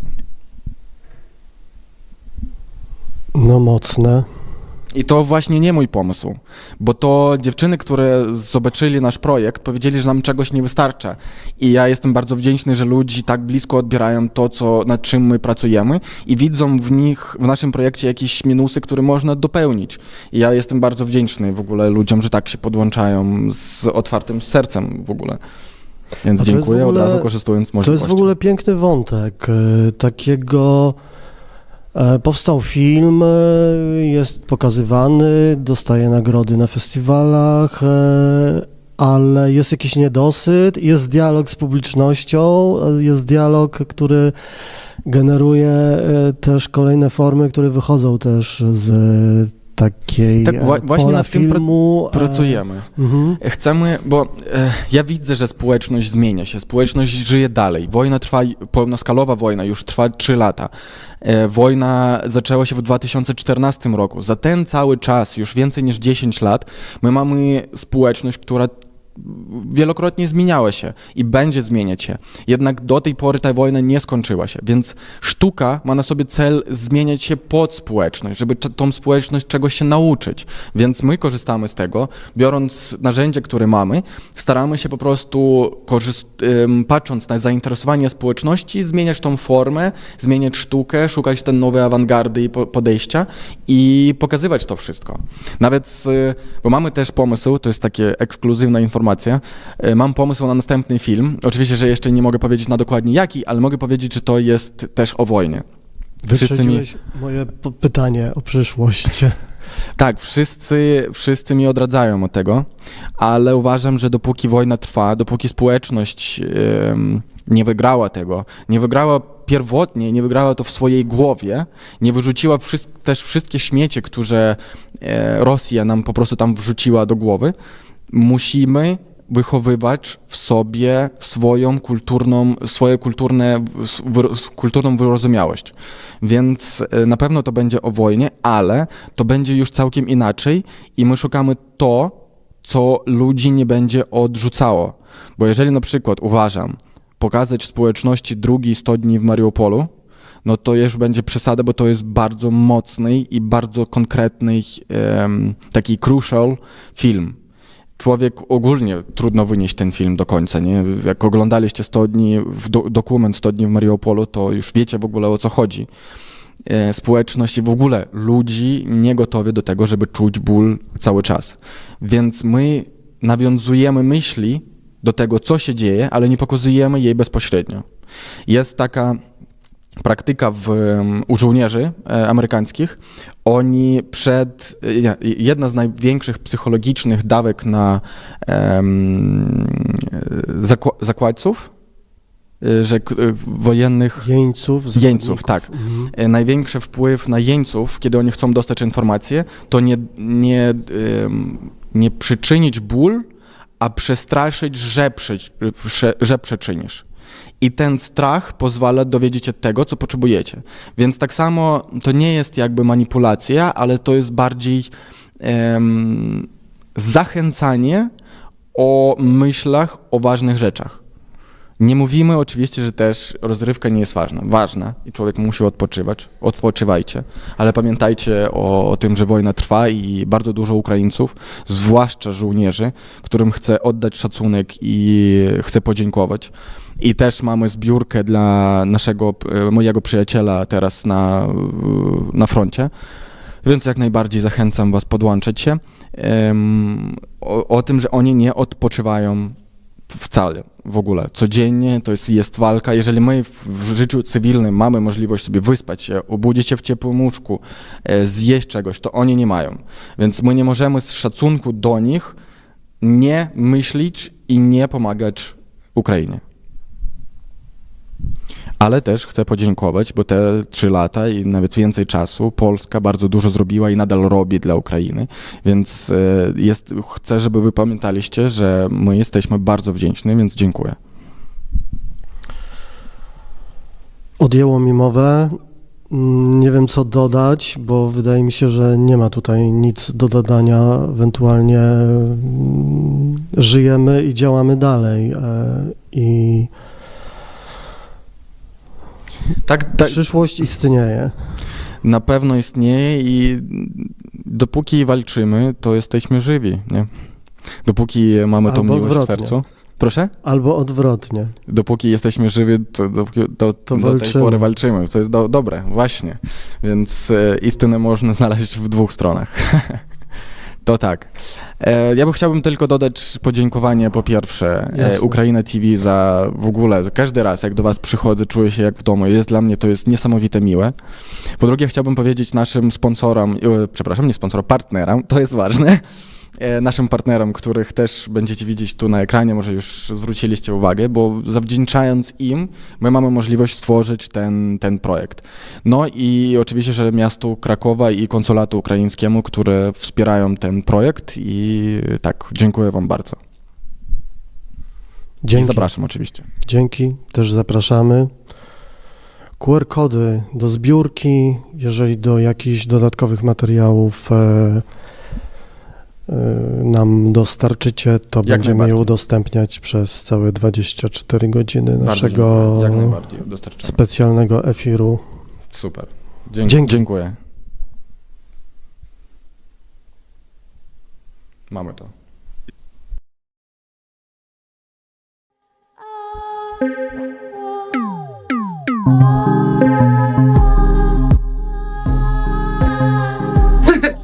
It's difficult to recognize how do I feel myself right now. But here, Julia, I was sleeping, listening to your radio this morning. I spent 1 hour half sleeping, half awake, and I was listening to your project on live. I was sleeping in a tent in studio, and I was kind of meditating and kind of tripping in these stories, because I was recognizing voices of people, and in general, it was interesting experience. I see myself frozen one more time. One more time. Yeah. Okay, wait.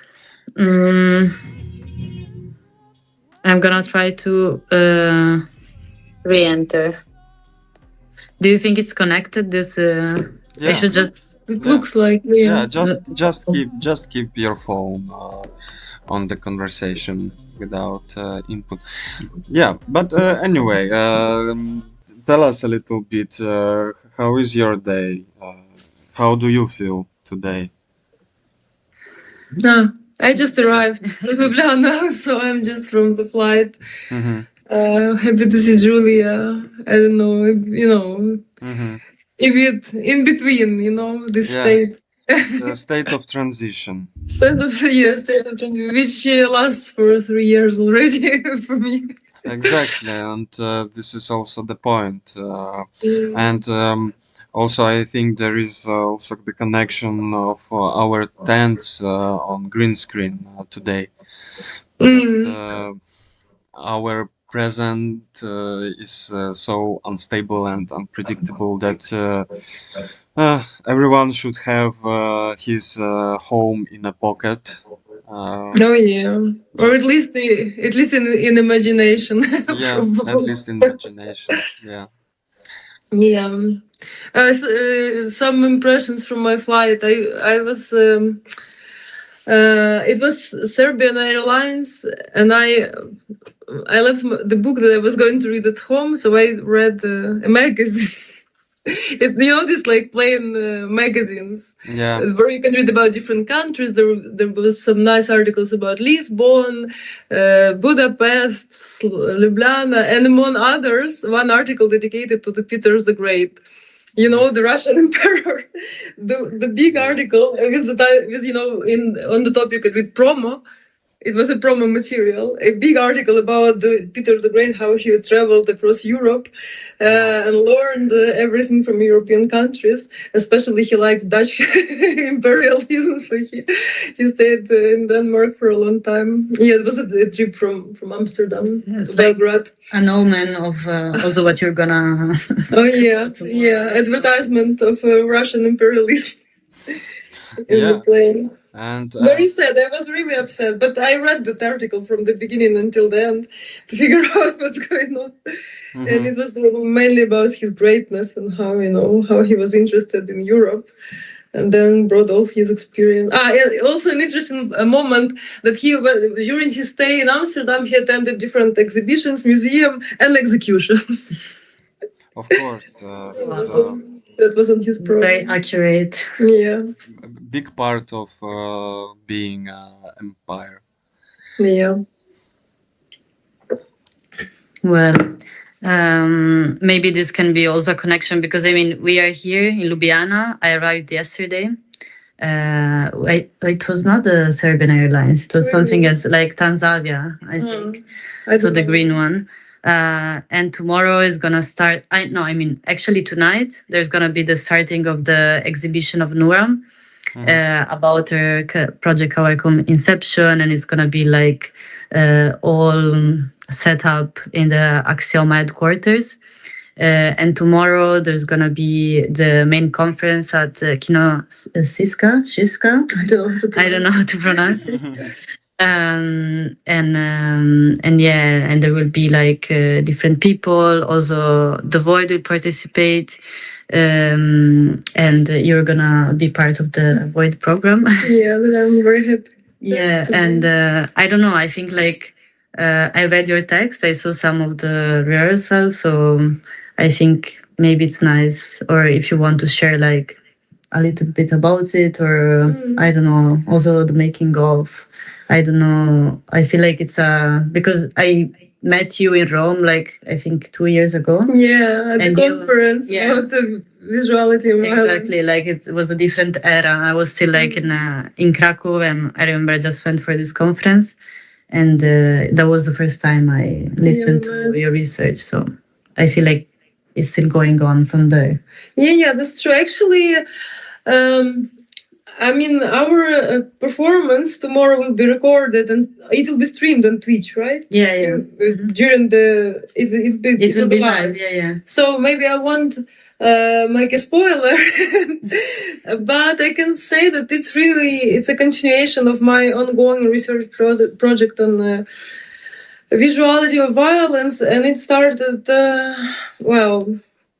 I've been working with this topic, with these connections between violence and visuality long before the war started, actually, because it all started from the exhibition that I created, which was banned unexpectedly for me.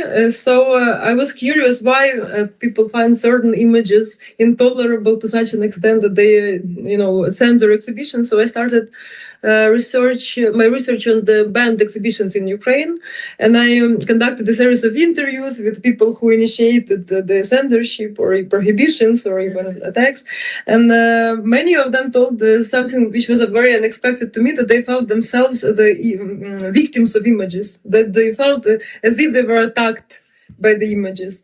So I started exploring this, imaginary of the violence of the image, and then the war started.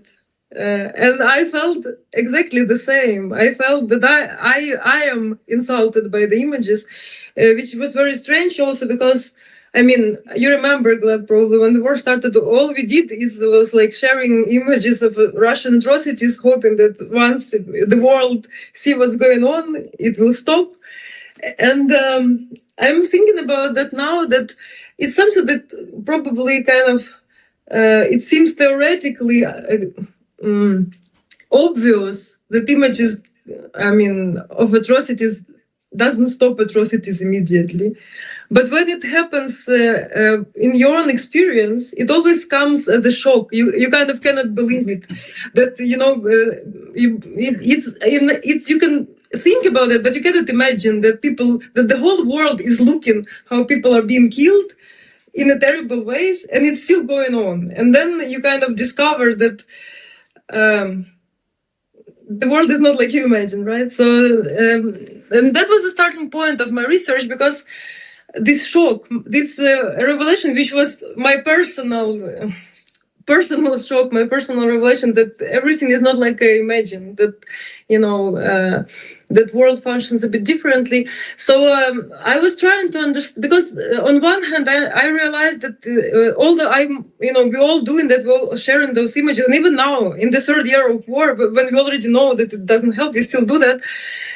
So I was trying to understand, we're still kind of surrounded with all those terrible images of crimes and atrocities. We know that they are not helpful in the way that we imagined, but we are still surrounded by them. So my question was, if they are not working the way we imagine, so how do they work? Maybe they work differently.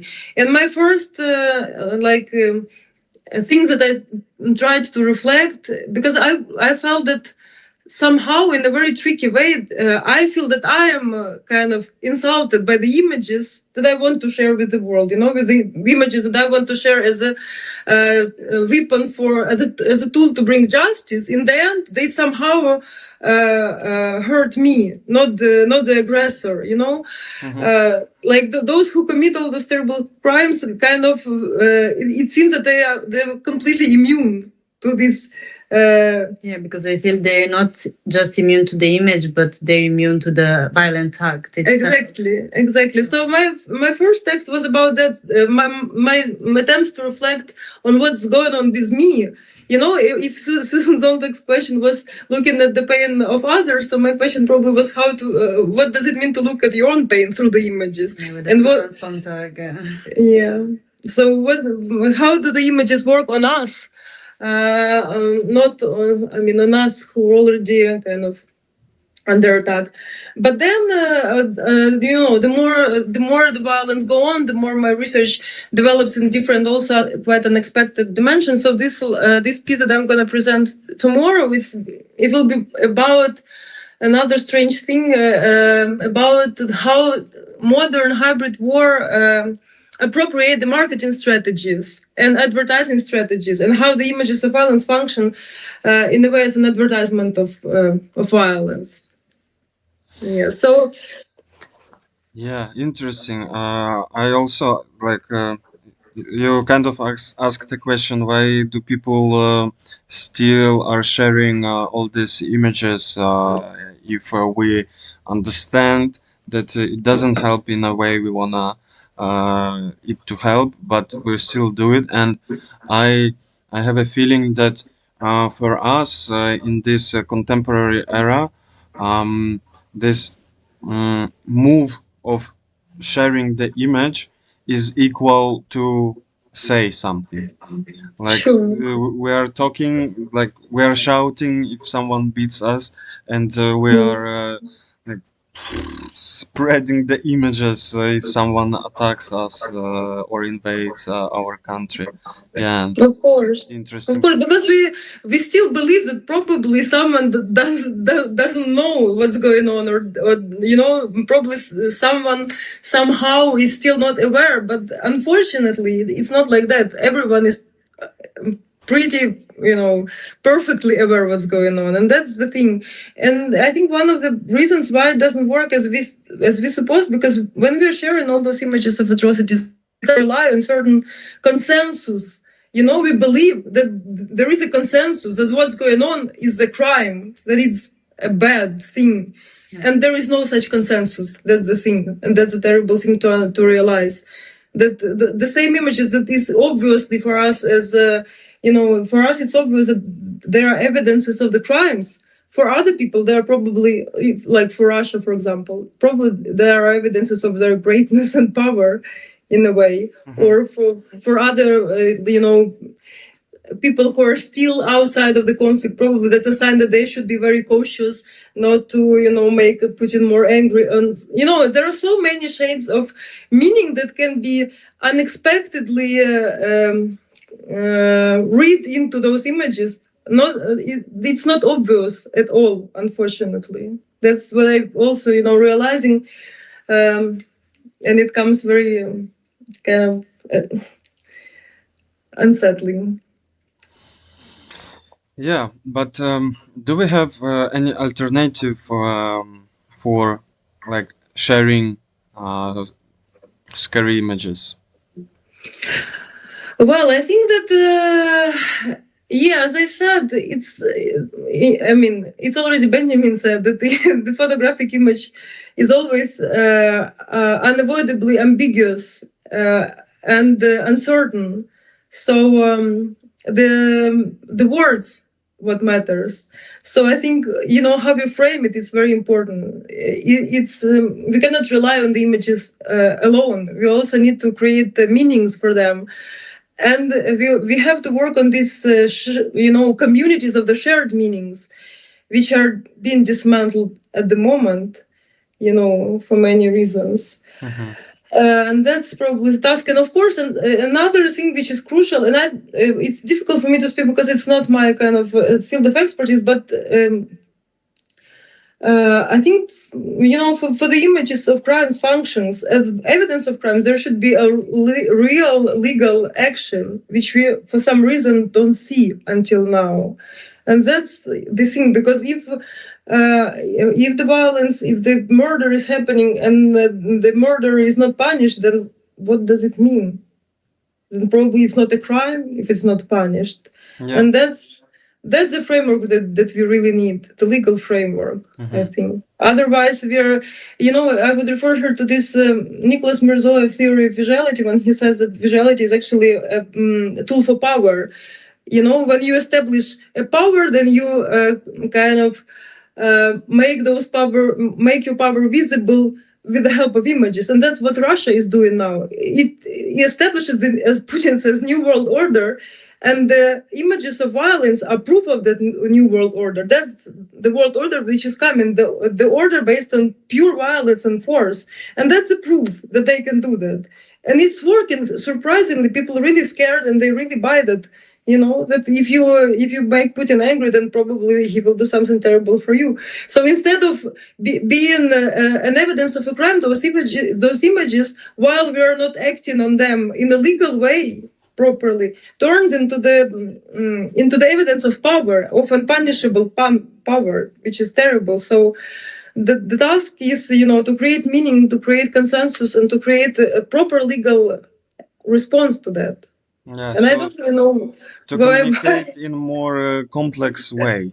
Yeah, I think so. Yeah, and also to not create, I think, like a precedent of, you know, the unpunished. Of course, that's the most important thing, not to create the precedent of unpunished. Well, there are plenty of precedents like that, but it's also, you know, I heard this argument so many times from people in Europe that when I'm saying that it's horrible unpunished crimes, people told me, but you know, Europe and US committed so many crimes which went unpunished. So it's already kind of a justification for the further crimes to happen, but of course it's not an argument because it's, yeah, I mean, like, I think they can answer like that because they don't feel like so touched, you know? Yeah. This is, I think, like, this is also something that maybe I can connect to, because I feel like I didn't answer it, so I don't want to interrupt. Just, I had like this connection to what Seb did about the radio, like that you said that you were listening to that.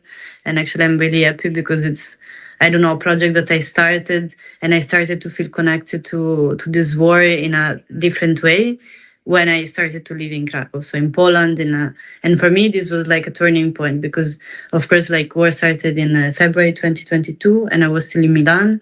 And I remember like that spring, summer, I went to some protests in Milan, and it was also weird because there were a lot of people that were like old communists, you know, and they were like, ah, yeah, but you know, NATO is also ruining the world. So there was already like this kind of big shift in Italy, I think. And then when I went to Krakow, I don't know, I started to work with UKRAiNATV, so with people from Ukraine, Belarus, Georgia, Lithuania. I had also some friends from there before Gitis and Ruta. And yeah, like for me, it was like interesting to see how actually it is so simple. And, you know, like I also felt like, we should all be, I don't know, actively involved in this. But then until you're not feeling scared or like endangered or like you have a very personal, you cannot achieve that. Also, I don't know, I think there is also a layer of protection of ourselves. For sure. So when I was in Italy, I think like, of course I was enraged and sad and also a bit scared, but you know, it's like you hear a story from a friend of a friend of a friend. So it's never like you or your family or someone that is close to you. And then I started to, of course, like grow a relationship with Gleb and Sofia and all the people from the studio and Ksenia and everyone. And it really, I don't know, it felt personal finally. Also in a very bad way, because I was also a bit traumatized, I think, like through these stories. And then I decided to collect these interviews. At first, it was a bit controversial the way I wanted to do it, because it was also an experiment, like a cultural experiment. So the idea was to interview 4 different groups, so Polish people, Belarusian people, Ukrainian and expats, so people that were in Krakow at the time, but not born or like from Krakow. And then to ask them first, just their personal data, like, you know, name, where they're from, age, and then some of these parts I decided to take it out for also privacy reasons. And then like what do you do in your normal day? And then at some point to ask them like if they remember this day, the 24th February 2022. And it was kind of expected the way these interviews went. Of course, like all the Ukrainians remembered, all the Belarusians remembered, most of the Polish remembered, not all of them. And most of the experts didn't. The ones that remembered, they were like this Lithuanian friend of mine, other people that were more politically engaged. But it was easy to see how you could draw them up. And then this was also a way to, I don't know, keep an archive and a memory of these stories and of this very specific day. So maybe a question to you could be like, if you want to share your 24 February 2022 in the 3rd year now. So I don't know, it could be interesting to. Of course, 24, the day when the war started. Yeah, of course I remembered. I remember the days before that. I wrote down, maybe a week before the war, day by day, because I wanted to also to remember that. But on 24th, it was a strange day, because the day before, a few days before, everyone discussed whether the war will happen or not. and I worked at the time at Pinchuk Art Center, and we also like couldn't focus on the work. We were discussing all the time, you know, what we're gonna do, what will happen, what will not happen. Most of the people I talked to didn't really believe that the war was going to start, and that's, you know, that's what you also said, that unless it touches you, you try to keep the picture of the world. This is not possible. You know, you will do that until it's possible for you. So you want to keep you know, this imagination of the better world than it is in reality, and that's what most people did in Ukraine. Most of the people didn't believe that the war could happen. Although, again, there was a lot of images of the Russian their vehicles around the border. I mean, it was so clear that it's coming, but we still tried not to believe. But I was probably,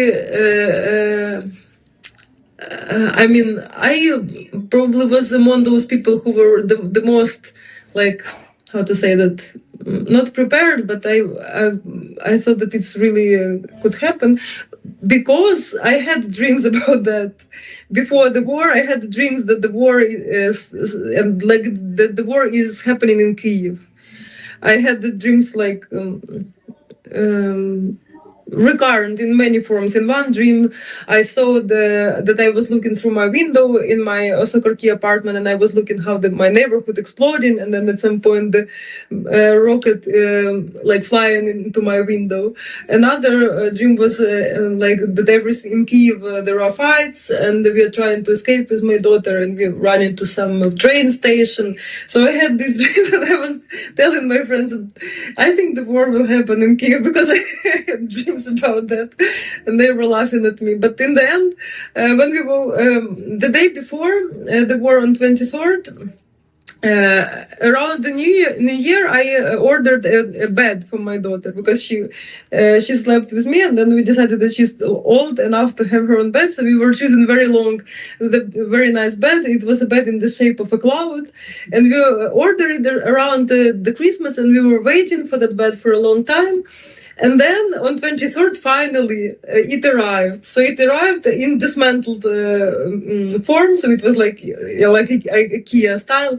So the whole, like half of the night, we were making this bed, like until 2 or 3 a.m. And then we fell asleep. My daughter slept once on that bed, and then at 5 a.m. we woke up of the sounds of explosion. And because I had those dreams, and especially because of the dream about the rocket flying to my window, I said that we have to leave immediately.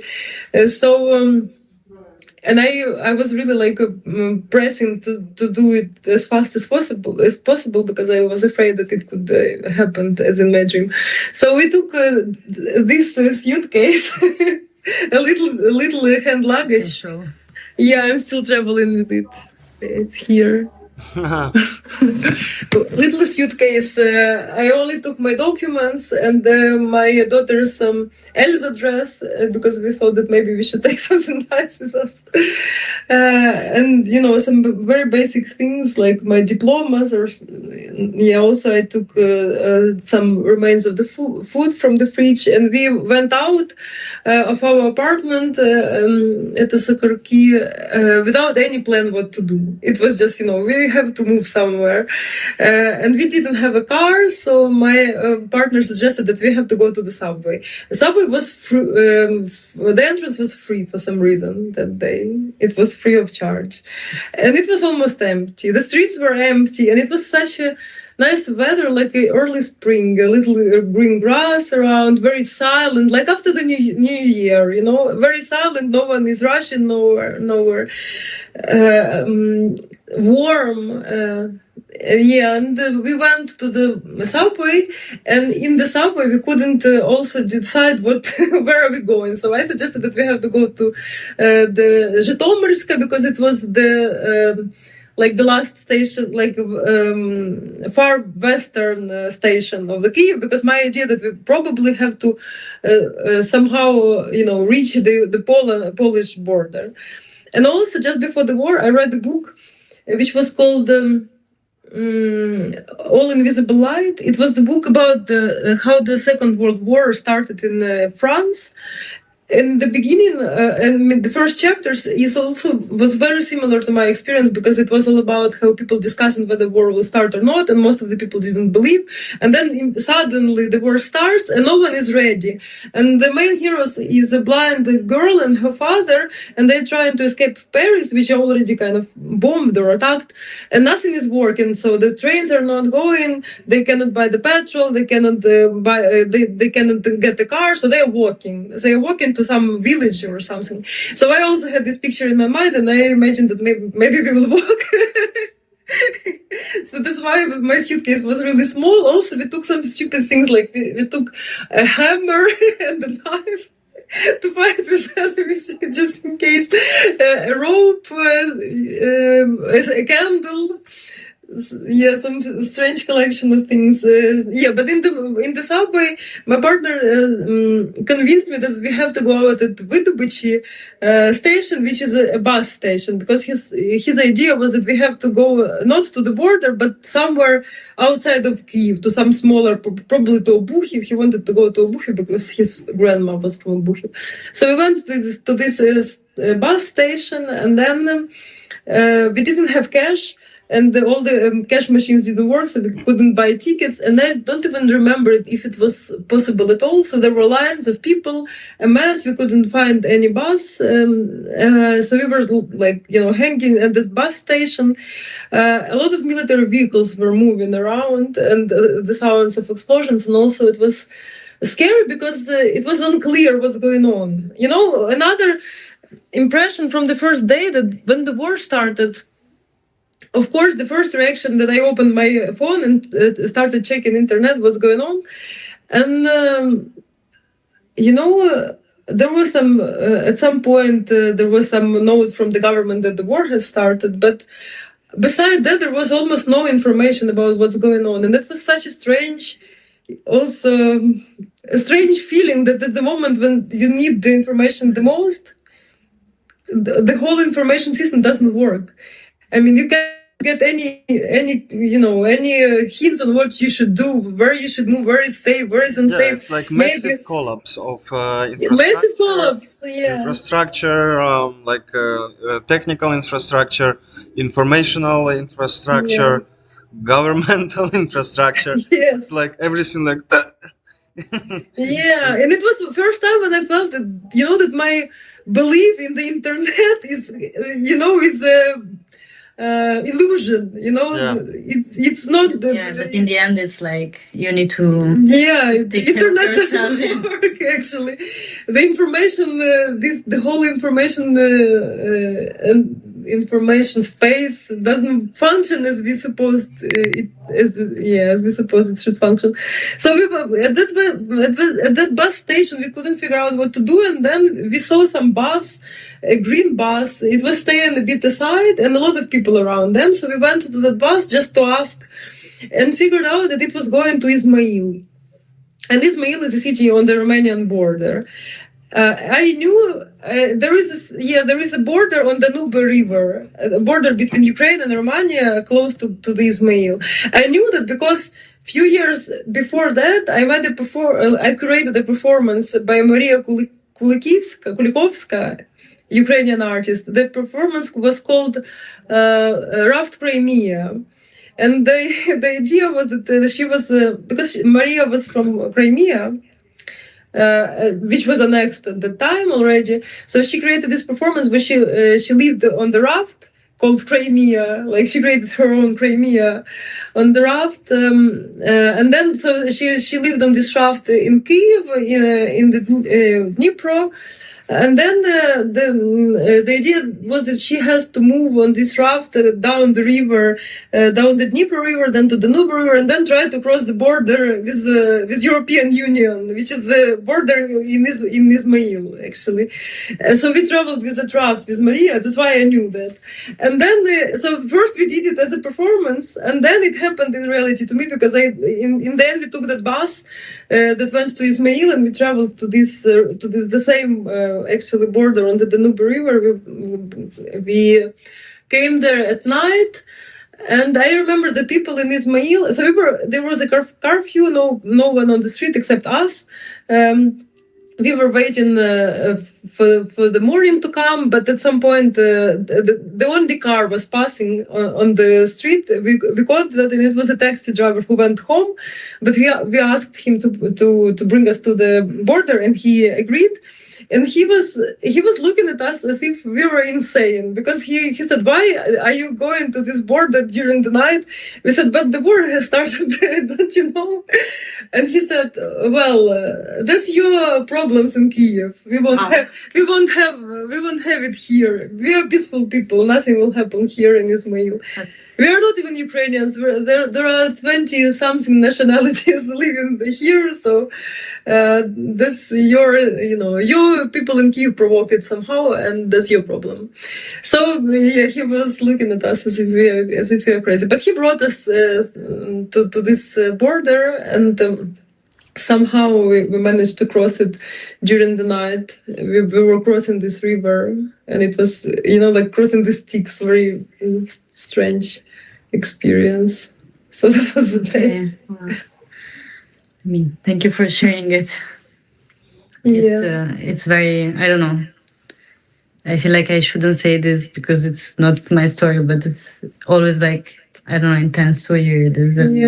Also, I don't know, it kind of makes it real, I think, to say it out loud. Like, this is also what I recognize is like how we remember the little details of these stories and how they seem like, I don't know, the most important thing to recollect it. And they also like make it, you cannot like make it up. Something like this is like really something that it happens to you, and then I don't know to explain. It's just very, it's something that I noticed, like how people remember these details, or this thing you said about the suitcase, what comes to your mind to put like candle, and like because you're gonna need it, or like what are the first thing that in kind of a very stressful situation like you do.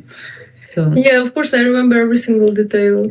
And also when we were traveling down from Kyiv to the south, of course we saw a lot of military vehicles also traveling down the roads, and all of them were unmarked, and it was completely unclear what's going on, and I was also checking the internet all the time to figure out, probably not, because south is the southern part is by the sea, so it could be that the invasion started also from the sea.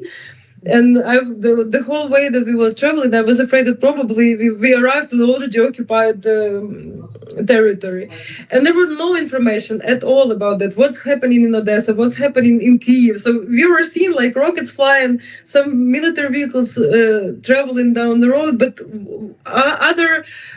whether Ukrainian vehicles or Russian vehicles, we had no clue. And that was such a strange, feeling.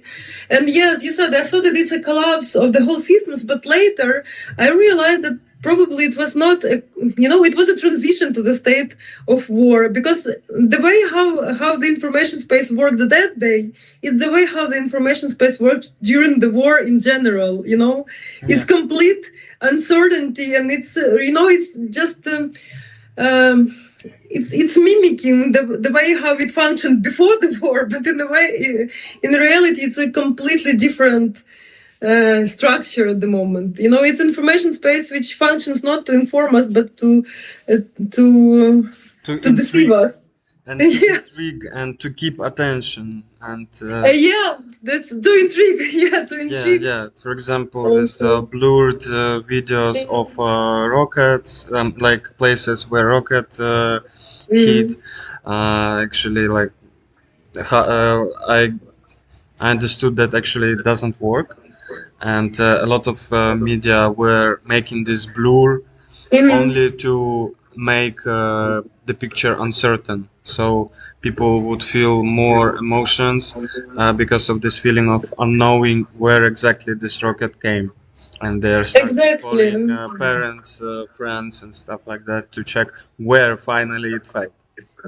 Yeah, of course, there are these kind of wartime regulations that you cannot share certain information, and the fact that the most important information you cannot share, right? Because the information space is surveyed by the enemy, so you cannot share, crucial details you cannot share, and that's details that we civilians really need. And so in the end, of course, it turns into complete uncertainty. The only message that you got is that there is a danger around. The war is going on. That's the only message that you get in the end. Yeah. Okay, thank you very much, you both, for this moment of I don't know, intimacy in a way, and these are the stories which have to be heard, especially at this day in the world. Even if someone doesn't accept it as something possible or as a truth, we need to create this advantage in the information field, and to at least to try to fight with all of these huge waves of disinformation, fake news, all this connection between USA and Russia recently, like going to boil soon. Like heads of people are now so detached, like minds are dispersed, and once again everyone is totally lost.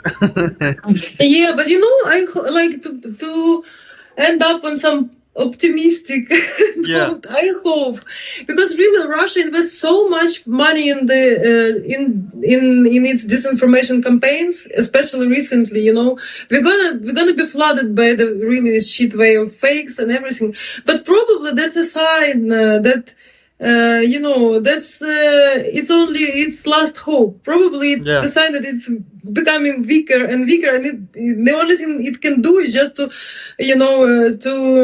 threaten us with the images or information. But that's one huge fake, and that's what we need to understand. Is we just need to don't buy it. Yeah, exactly. Now and also now I think, or maybe it's only for me, but also I feel in society that all these fake narratives became kind of more visible. People started to understand it better. After these 3 years, we are trained to search for proofs, to check information 3 times, and to work really carefully with any kind of info, news, and stuff like that. So this is like a positive moment, and we became more conscious about information and how to perceive it. Yeah. Just also, sorry, if you have some time. 1 minute. For one last. Okay. Well, because yesterday I attended the gathering in support for Ukraine in Amsterdam. It was all around Europe, but that was great. So many people came there. But at the same time, there was another meeting with the people with the white flags and this signs with the dove, with the signs peace. It's unclear what was that, but it seemed like an opposition meeting, which is another example, how everything can be reversed, and that's what Russia does, reverse everything. And in the end, it looked like those meetings with the call for peace stands like an opposition to the meeting in support for Ukraine, which appears like a meeting not for peace or what. Also, Ukraine wants peace more than any other country, I'm sure. But that was another example that how Russia turns everything, around, and in the end, all those again the images of atrocities it commits, it uses as a proof that we have to make this truth, because as Trump, what he's saying, that you see what's happening, it's terrible, we have to stop it, and then our own suffering turned against us. And that's horrible thing. And it's not only about the false information, it's about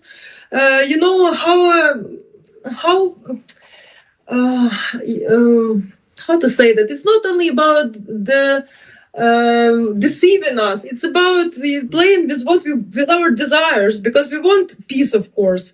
We want peace in Ukraine, and we want peace in Europe, and it's about certain emotional gaslighting or what. So it's not only important to check the true and false information, it's also important to master your ability, you know, to kind of hold on to your own And truth. resist, yeah, exactly. Because what Russia does, it wants to seduce us with some easy solutions, you know, that now we will And do a this solution to a problem that they created. Yes, they create the problem, and then they tell us, you see how terrible war is happening, and we will end it, and you know all suffering will go. So it tries to seduce the world by but it's all it's important just to somehow try to know your own truth in a way, right? And not to buy into simple solutions. That may be what we need to understand. That all those promises that everything can be solved so easily, as Trump suggests, it's always a trap. Yeah. Unfortunately, so. Yeah. Okay. Thank you, Gleb. Thank you very much. Thank you. Thank you for your resistance in these 24 hours. That's cool. We're like, everyone does great job, and you either. Also, greetings to 3022 Borsch Studio. They are in the middle of the process. Wow. So in touch. See you soon. And yeah.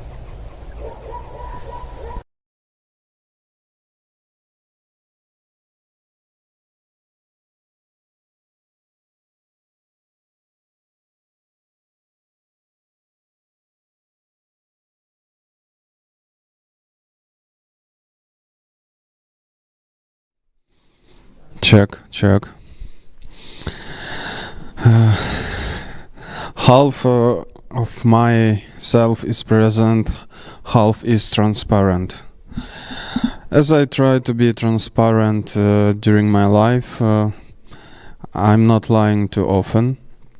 So Lesa Kulczynska and Julia Timis were the part of 24-hour multi-streaming event. As a lot of things were going on simultaneously in different places, we had a lot of things like covering each other and managing 7 locations is kind of new experience for us. But also I would like to say that I admire those who actually tried and did things kind of in independent way, as we always are trying to create kind of decentralized network, stream art network. But of course it never works as totally horizontal situation. It's probably even impossible. Always someone need to switch inputs. So Julia Timis and Lesa Kulczynska actually were kind of live, but I was recording them as at the same moment we had already going on the performance from Kyiv. But probably also it's a good moment that we could have kind of like a little bit more attention to them and to their words and story of Lesa, how she was escaping. It's I think movie could be shoot based on this story. So thank you, Lesa and Julia. We really appreciate your presence on 24th and today. And I want to ask that today we had like crazy hybrid event with TRONDHEIM and with students there. Alex, Rom, greetings to you guys. And if you are still somewhere around and not totally dispersed in a pixel world and glitched in non-linear connection of the internet. So, slowly we're gonna finish today's affair, but the really important moment that our kind of one of the materials which supposed to appear on 24th, but physically we couldn't stretch time and space, unfortunately, but we are still working on it, and probably in future we could do more in practical way, like damaging timeline. So the last chapter is Onegin DJ mix for 20th radio music to support Ukraine. We got this material from Gittis, from 3022 studio. Greetings also to you guys. We had kind of simultaneous situation as they were preparing borscht, being in the Jitsi call in social club in Vilnius, if I could call it like that. And they were sitting, like having dinner together around a long table, and they were watching our stream. It was really like interesting conception and moment. So guys and other substances, I think I would say to you goodbye for today, and let's listen some music. Also, this is a hoodie from, you couldn't see it like properly, as it's green, if you could like understand. Hoodie from Sakpak Records. There is this guy. Yeah, actually it looks cool, like he's running the road. One moment, I will make a photo. Yeah, it looks really interesting. Like, yeah. And you, I will record you also. I caught you. Thank you, everyone. Good night to Asia, which is like in a moment of transformation from a physical body to metaphysical. We still have some eyes, and we will finish остатки really soon. Дякуємо усім. Бажаємо гарного вечора. З вами була Україна ТВ, і до наступного.